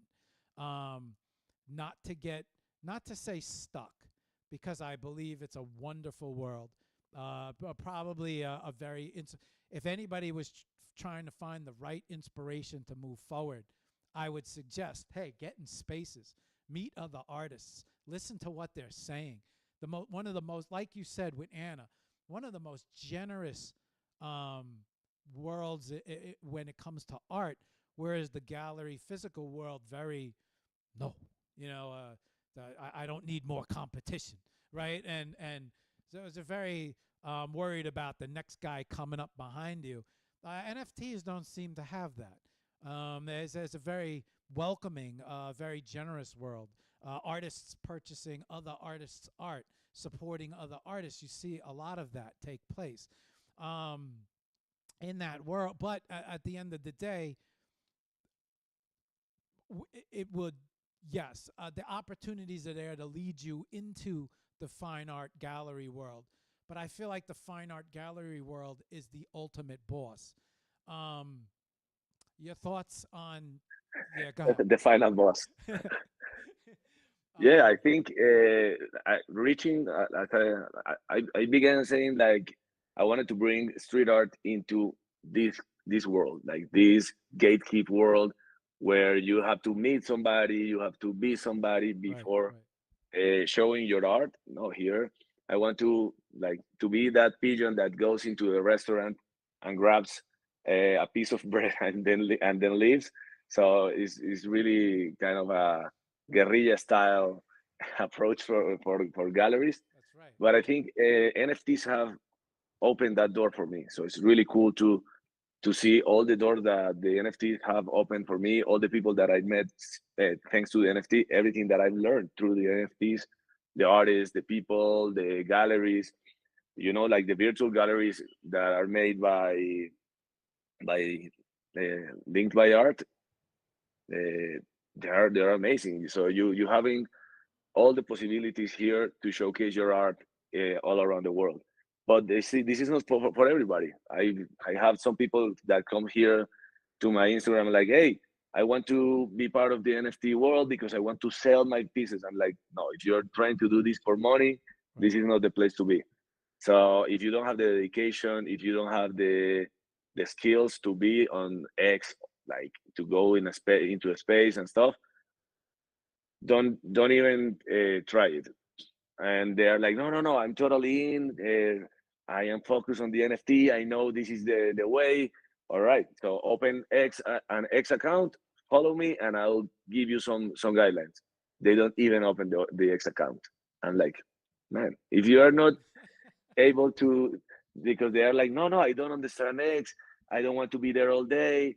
Like, okay, so if you don't take time to learn about this, so don't even try it. I don't utilize IG or go on IG enough. I'm looking at all of these posts now that you've made. I just don't spend any time on IG, which is something that has to change. And it will when I focus more on my art.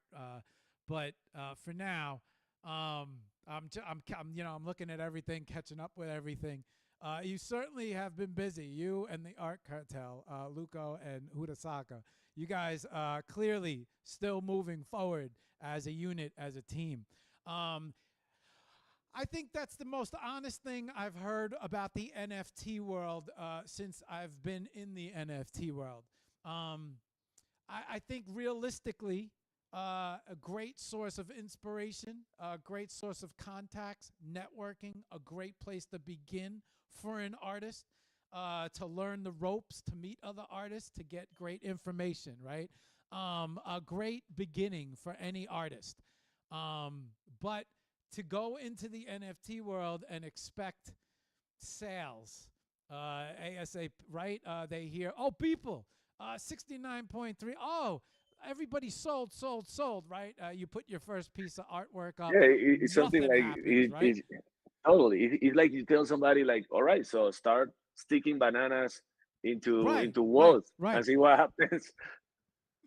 Right. That's, people hear things and then immediately it's like, oh, I'm going to go into the NFT world and make sales. And that doesn't, the big misconception that happens is a lot of these artists, these guys, they have had these followings. They've had 1 million following, 2 million following. So when I think you go into the NFT world and you promote and say, hey, I got this work of art, um, and follow me here for a second, right? Your reach is much bigger when you have a bigger following. When you have 1,000 following, you're reaching that 1,000. It's not going past that 1,000. But expanding onto other social medias, TikTok, Instagram. A lot of these people had the 1 million following. Kath Simmerd, she had a big following. Drift Shoots, all of these guys who made these big sales had a much bigger reach. Pudgy Penguins, I think 300, 400, 500,000 on TikTok. So when you could reach a much bigger following, I think you could become a lot more successful in the NFT world because now you have this reach.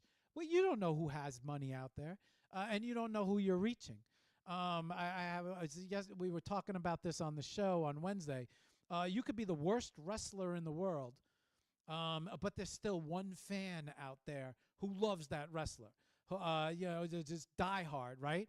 Not saying that your art is terrible where you got to find that one buyer, but as long as that one person is a fan of that terrible wrestler, art collectors, the object is to reach your find. Okay, the object is to find your collector, and if you have a small following, it's only going to go as far as your following, which is why I think a lot of success came to these people who had very large followings.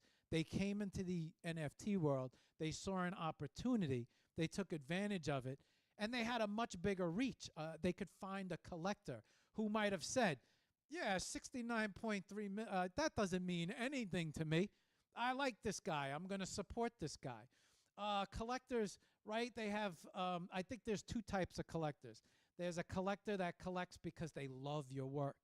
So the price doesn't matter. Um, it doesn't matter how successful you are.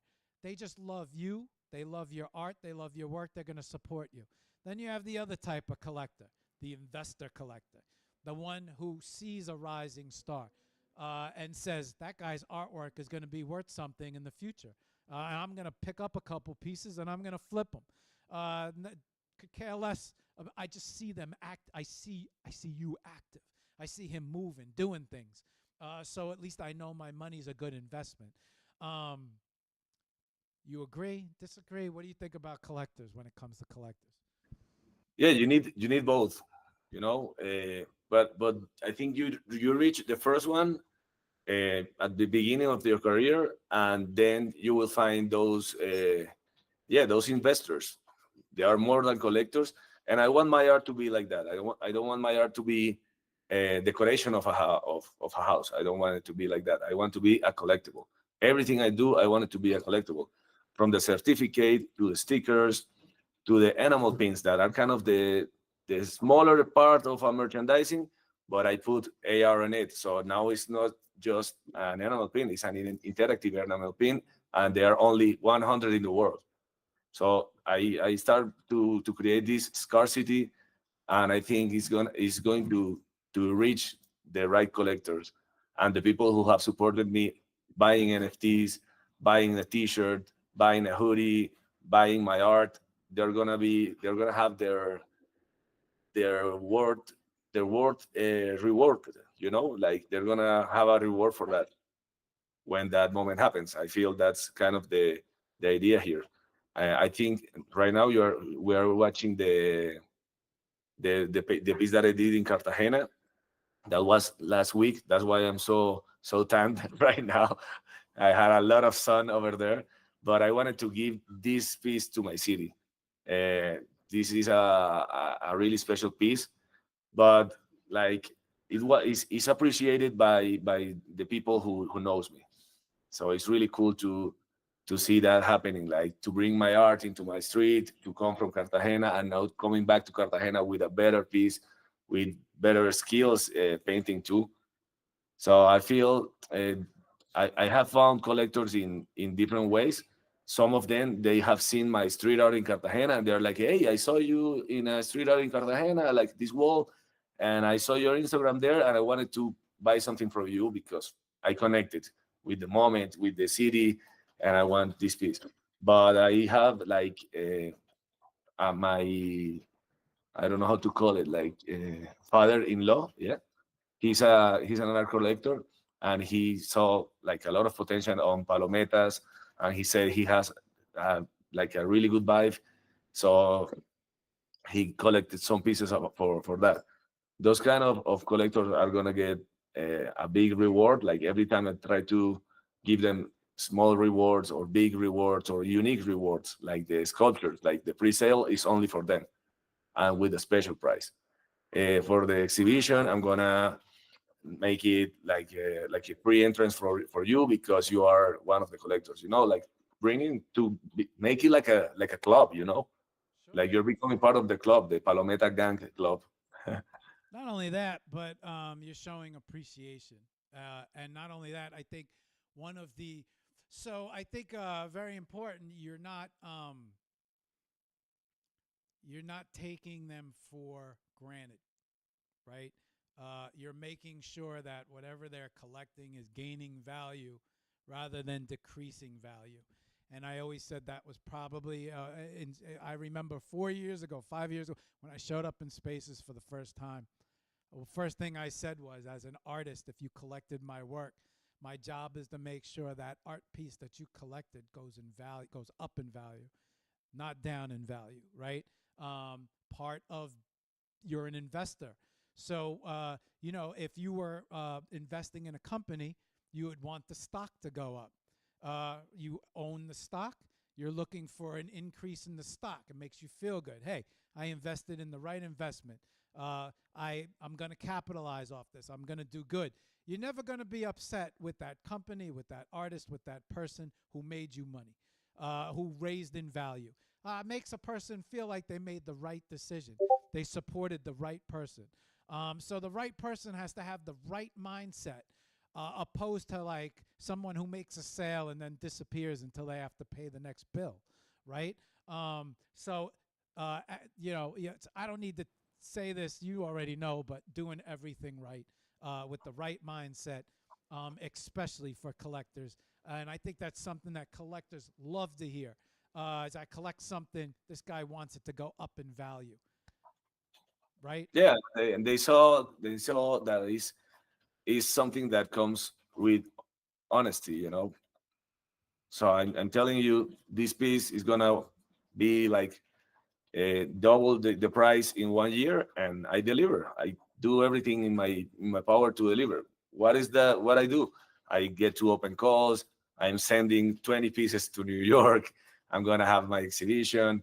I'm going to be a panelist on NFT NYC. I'm looking for the next opportunity to showcase my work. I was showcased this week on Lisbon on the NFC conference, thanks to Artsys and my friend Natasha Kotu, that she contacted me like, hey, I have this opportunity for you, but I'm looking for these opportunities to make my art grow and to make my art bigger every time. Right, right. Super important for every artist out there building a brand, um, just evolving as an artist. I'm just flicking through your website right now. We went through your IG. I think I'm pretty sure we're all caught up. Um, I showed the Palometa collection, the Mike Tyson piece, the Ordinal collection, excuse me. I showed the Ordinal collection, the Mike Tyson piece, and then I kind of brought us up to date with everything that's going on. Showed a little of you showed the sculpture yourself, but there was a little. We saw a little of the sculpture, the boxes on the website that I'm looking at. You anything that in particular you want to bring attention to? Well, right now I'm totally focused on the exhibition, on what's going to happen on NFT NYC. All the side events are amazing. All the artists that are going to be there, like it's really important to go to these physical events on the NFT world, because there is where you make the strongest connections. Right. So you spend time with somebody. Well, you meet somebody in a space, but when you meet in person, is totally a game changer. So my invitation is to go to these physical events, and an invitation to my exhibition. I'm gonna have the opening day is gonna be on the 21st, and then I'm gonna have the live painting sessions on the 26th. That is in between, like in the middle of NFT NYC. So it's really cool. People are gonna be there for NFT NYC. They might come over to see me paint live, and I'm gonna have some special treats for all the people who are gonna be there. There are only 25 tickets for each session. One session at 3 p.m., the second at 5 p.m., and then at 7 p.m. the last session. And that's gonna be like the closure of the exhibition. But everyone who's gonna be there are gonna get some special treat, and I'm gonna make a raffle of something there that's a surprise. Okay. Was there anything web related that you want me to bring up that I might have missed? I think I covered everything, but I don't. Yeah. Yeah, I think we covered everything. I saw the Taipei exhibition, my website, the showcase that I had in Miami, like in those boats, were really really amazing.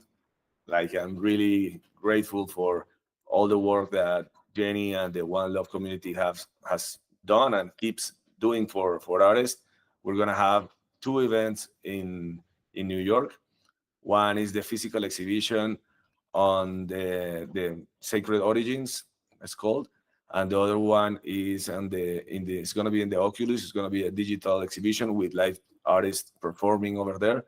So like all the information is on my Instagram, on my X. If you have any questions, don't hesitate to reach, because we're gonna have an amazing time in New York. I feel this year NFT NYC is gonna be amazing. Tropical Concrete, my exhibition is gonna be great. I'm bringing a lot of flavor, a lot of um, Caribbean style food, Caribbean style music. I had a DJ here. My friend Victor Howard did a set for me that we're going to be playing over there, so we can get all in the Cartagena mood over in the exhibition. And yeah, I'm like the Mike Tyson piece said, like I'm bringing like all the guns. All right, all right. You really quick. Where can everybody? What's the best way people contact you, find you, see more of your art? Where would you? What's your? Where do you want to direct them here? All right, so my website is www.yuzapata.art. There you can find all my social links, my NFT collections, my physical pieces. You can also contact me on Instagram. I am at YuZapata3SC. Also on X, also on TikTok, and I'm even on LinkedIn. So you can find me anywhere. Like I try to be in some social networks to reach different audiences. Let's see. I got the Twitter. I got the Instagram. I don't have the TikTok. Um, It's the same. YuZapata at YuZapata3SC. okay, okay. Let me see if I can bring this up real quick. You Zapata TikTok or TikTok TikTok. You. There we go. Got you. I got you. Yeah, missing that one on my link tree. Yes. Yeah. Yeah. I just wanted to bring it up. I want everybody just to see all the links. So give me 1 second. All right, guys. This is his website right here. You can see his new website, which we didn't have last time, where he said everything is located here in one place.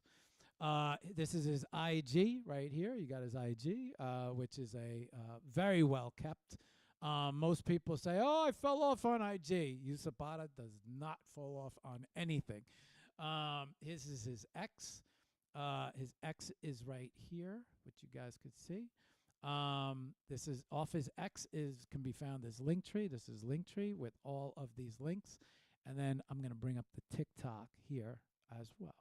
So you have the TikTok, the X, IG, and then his website. Plenty of places for everybody to see more of his work and contact him, reach out to him, and good, good. All right, I'm going to set these screens back, and then we're going to say goodbye to everybody. Let me get these things back to normal. And it wouldn't be 2 hours if the camera didn't go dead. Give me 1 second to change this battery. And then we're going to say goodbye. Yeah, yeah. You've been busy, you? Yeah. I try to stay busy, because for real, I enjoy like all the process, like creating the content, creating the piece, uh, posting, interacting with people, going to spaces. Like that's amazing. I feel when you enjoy what you do, like you are going to do it for free. What do they say, you? When you enjoy what you do, you never work a day in your life, right? Yeah, that's kind of a cliche quote, but for real, that is really is true, and you're gonna enjoy it, and you're going to do it with the best attitude, and you're gonna have the best results. Okay. We got you up. Yeah, we're good to go. Let's go back. All right. You. Before we say goodbye, before I ask you for some inspirational words, as if this whole show hasn't been inspirational, question. Why don't you let them know what the future holds, what you got coming up this month, what's going on in New York one last time, and let them know what's happening.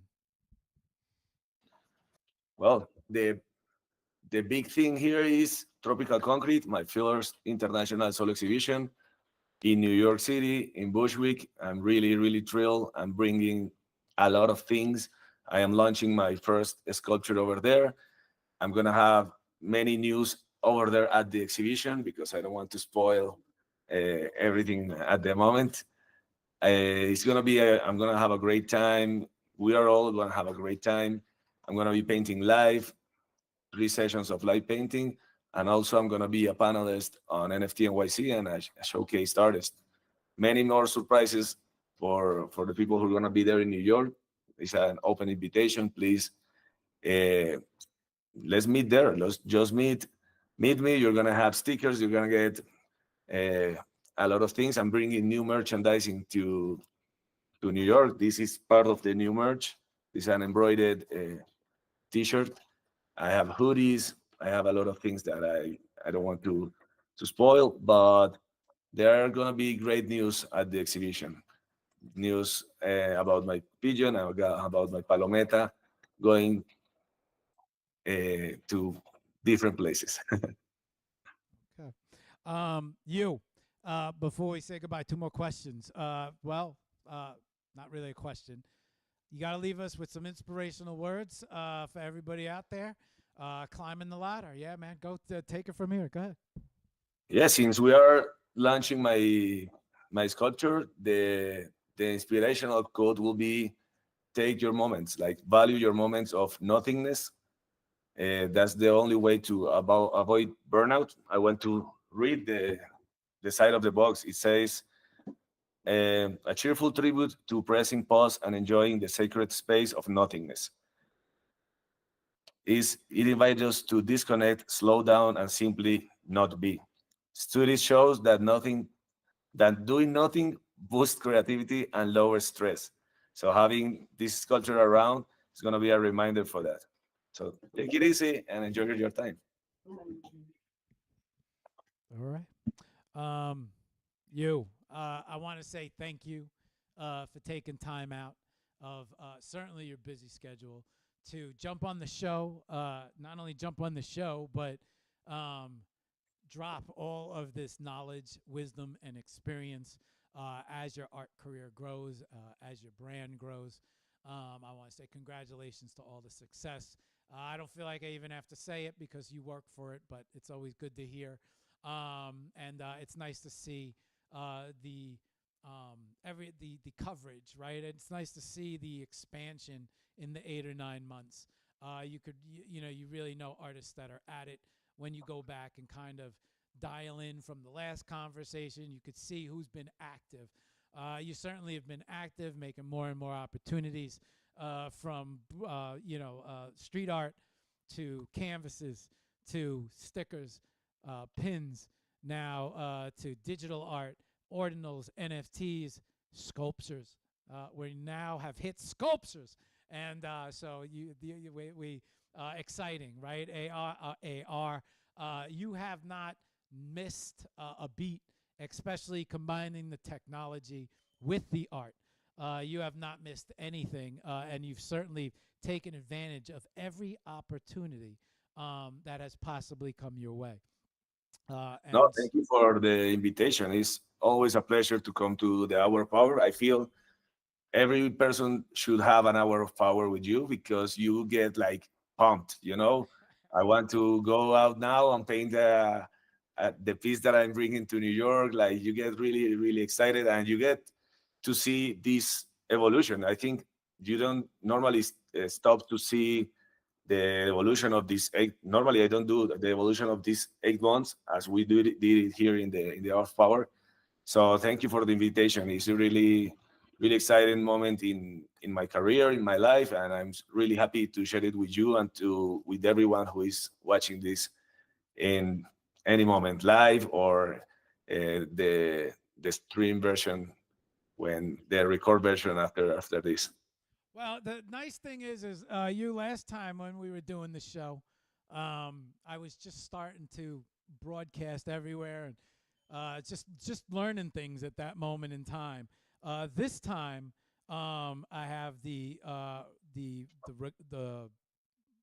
recordings. I have the recordings successfully. The transitions worked good. It's been 8-9 months. I've been practicing, bringing the show to the next level. We're broadcasting 5 different spots. So, took a long time to kind of dial in and get the show to the perfect quality and then start expanding it. I think TikTok is the last place we got to get to, which I'm working on. However, this time the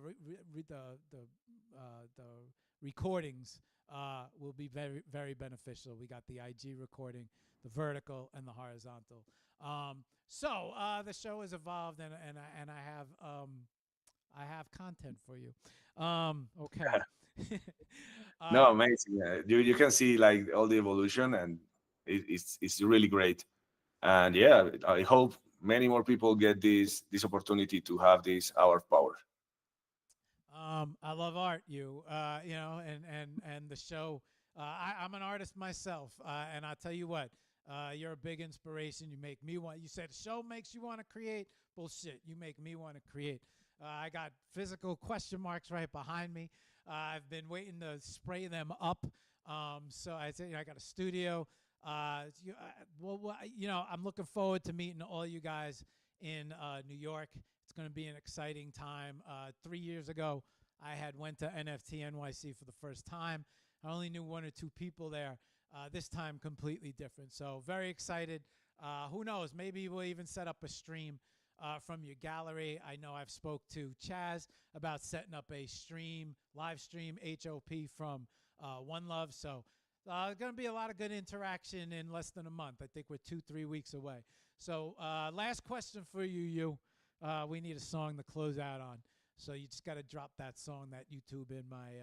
But I don't know if you have one in mind. Well, like everyone needs an entrance song, like in wrestling. For my song is always the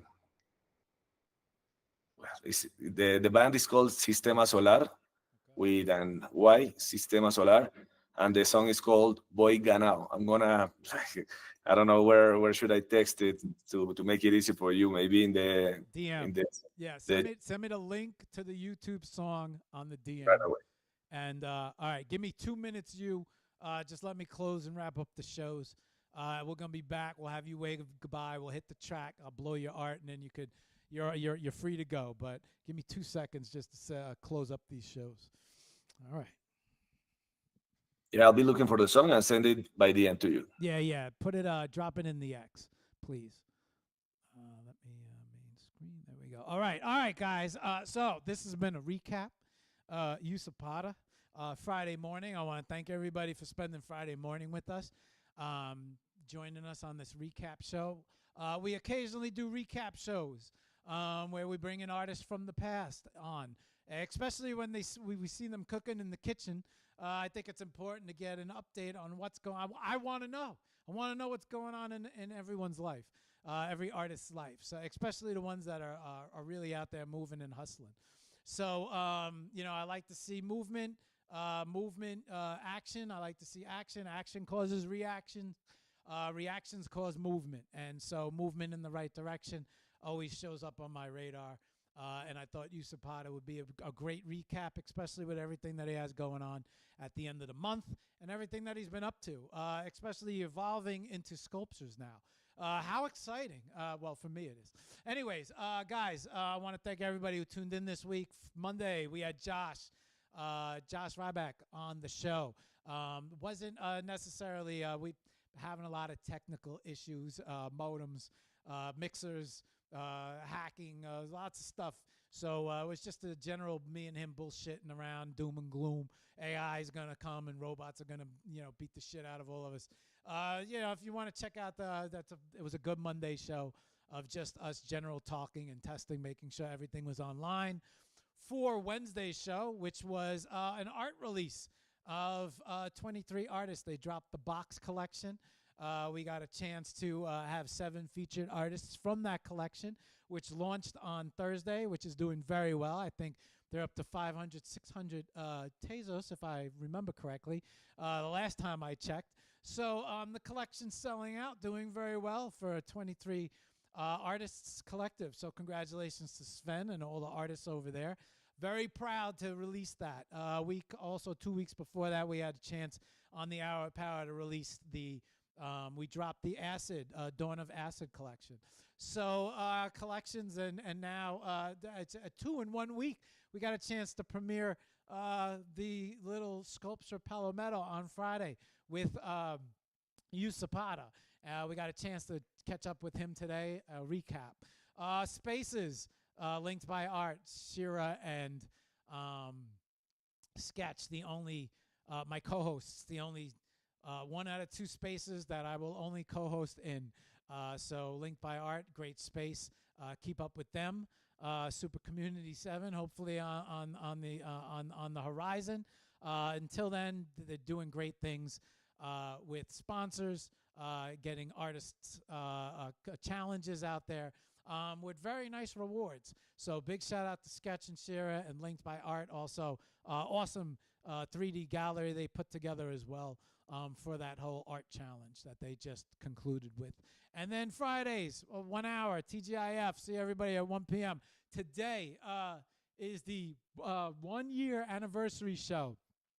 We started back in April, but we only realized the show was started by Sun and Alina back in April. They invited me to co-host, and now the show has taken on a life of its own. We never know who the co-hosts are. Could be Sun, could be Alina, could be Josh, could be Sketch, Ghost. You never know. Who shows up first gets the co-host. So TGIF has been way past a year in the making, but we are proud to say our 1 year anniversary show is today. So you have a chance, stop in, say hello. There's no format. It's just us bullshitting about everything. On that note, guys, those are the only places you're going to find me in Web3 and on the internet. Other than that, I'll be creating art. So appreciate everybody for tuning in. TGIF, have a great Friday. It's a great weekend. Fridays are a great day to create art. And weekend, great time to create art. So, guys, I want everybody to have a great weekend out there. Stay up, stay positive, and we'll see you next week on next week's shows. So, till then, I'm actually putting my flip-flop on opposite here. I'll see you guys on the next show. Till then, peace. Let's get back here. Let's bring up you to say goodbye. Oh, you bounced already. All right. Did you bounce? Yeah, we lost you. Okay. All right. We're out of here. Guys, till the next time, I'm going to bring up full screen. I'm going to bring up full screen. I'm going to get this track ready with you.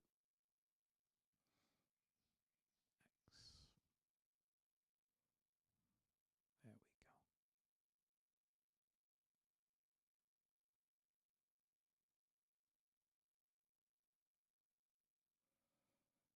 go. Okay. See everyone on the next show. Oh, you know what? Hang on. Let me say goodbye to some guys. All right. Anna, good morning. Thank you for dropping in. Phantom. Hey, what's up, guys? Good to see you. Thank you for dropping in over here. Dead Book. Dead as usual. Oof.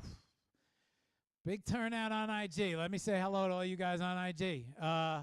Natty. Thank you for stopping in. Thank you for joining. Im Designs. Thank you for chopping in. Thank you for joining. Good morning to you. Faithia.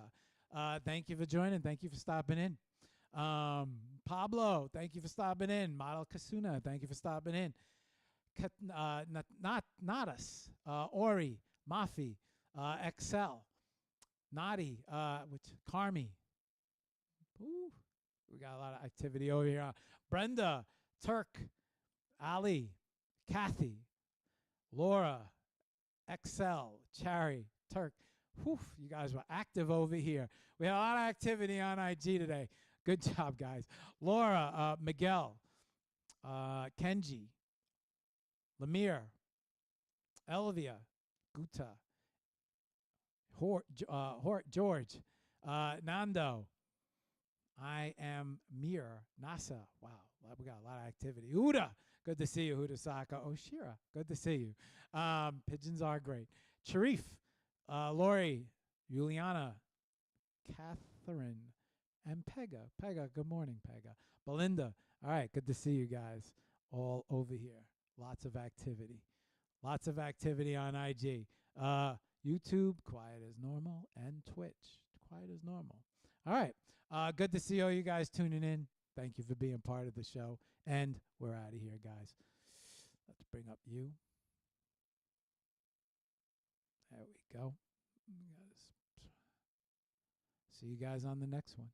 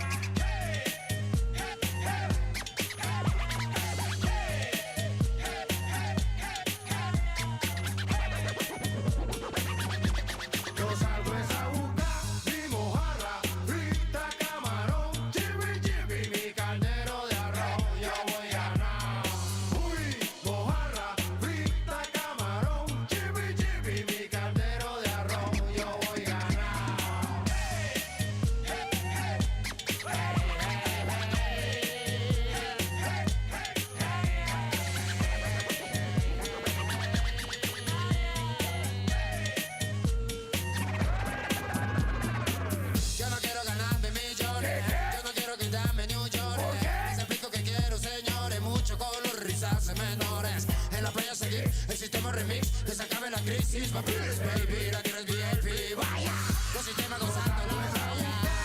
Mojarra, frita, camarón, chibi, chibi, mi caldero de arroz, yo voy a ganar. Uy, mojarra, frita, camarón, chibi, chibi, mi caldero de arroz, yo voy a ganar. Hey, hey, hey, yo voy a ganar. Y con el viejo pollo y Elena, yo voy a ganar. Y los chinchorreros de esta ganga, yo voy a ganar. Y esto se prendió con el flow Vinova. No tiene frontera, barre como escoba. Nadando en la brisa como cojinoa. Electrican, el sistema y la zona. Frita, camarón, chibi, chibi, mi caldero de arroz, yo voy a ganar. Uy, mojarra, frita, camarón, chibi, chibi, mi caldero de arroz, yo voy a ganar.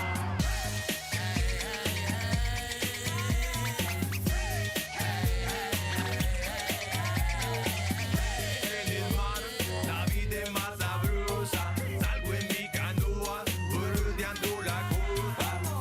Eso va, voy para allá a pescar, con mi canoa por toda la costa. Mi mojarra, frita, camarón, chibi, chibi, mi caldero de arroz, yo voy a ganar. Uy, mojarra, frita, camarón, chibi, chibi, mi caldero de arroz, yo voy a ganar.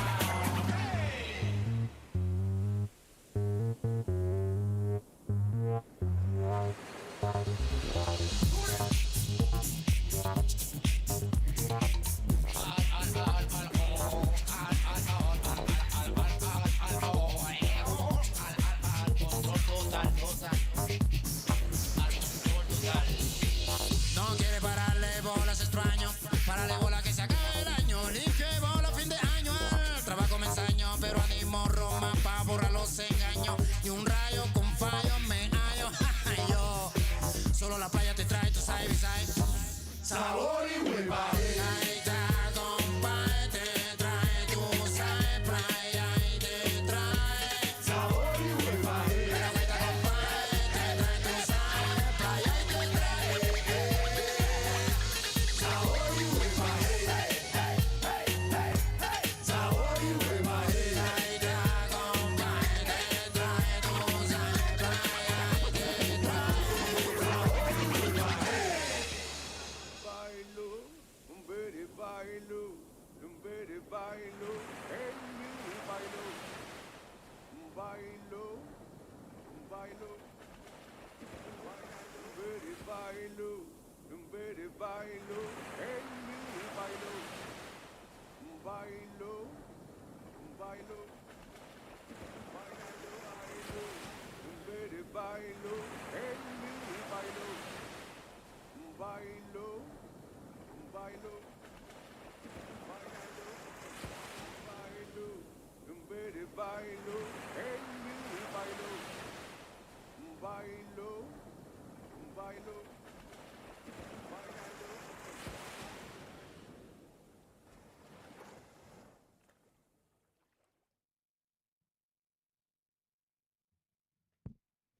And that was a damn good recap. See y'all on the next one. Peace.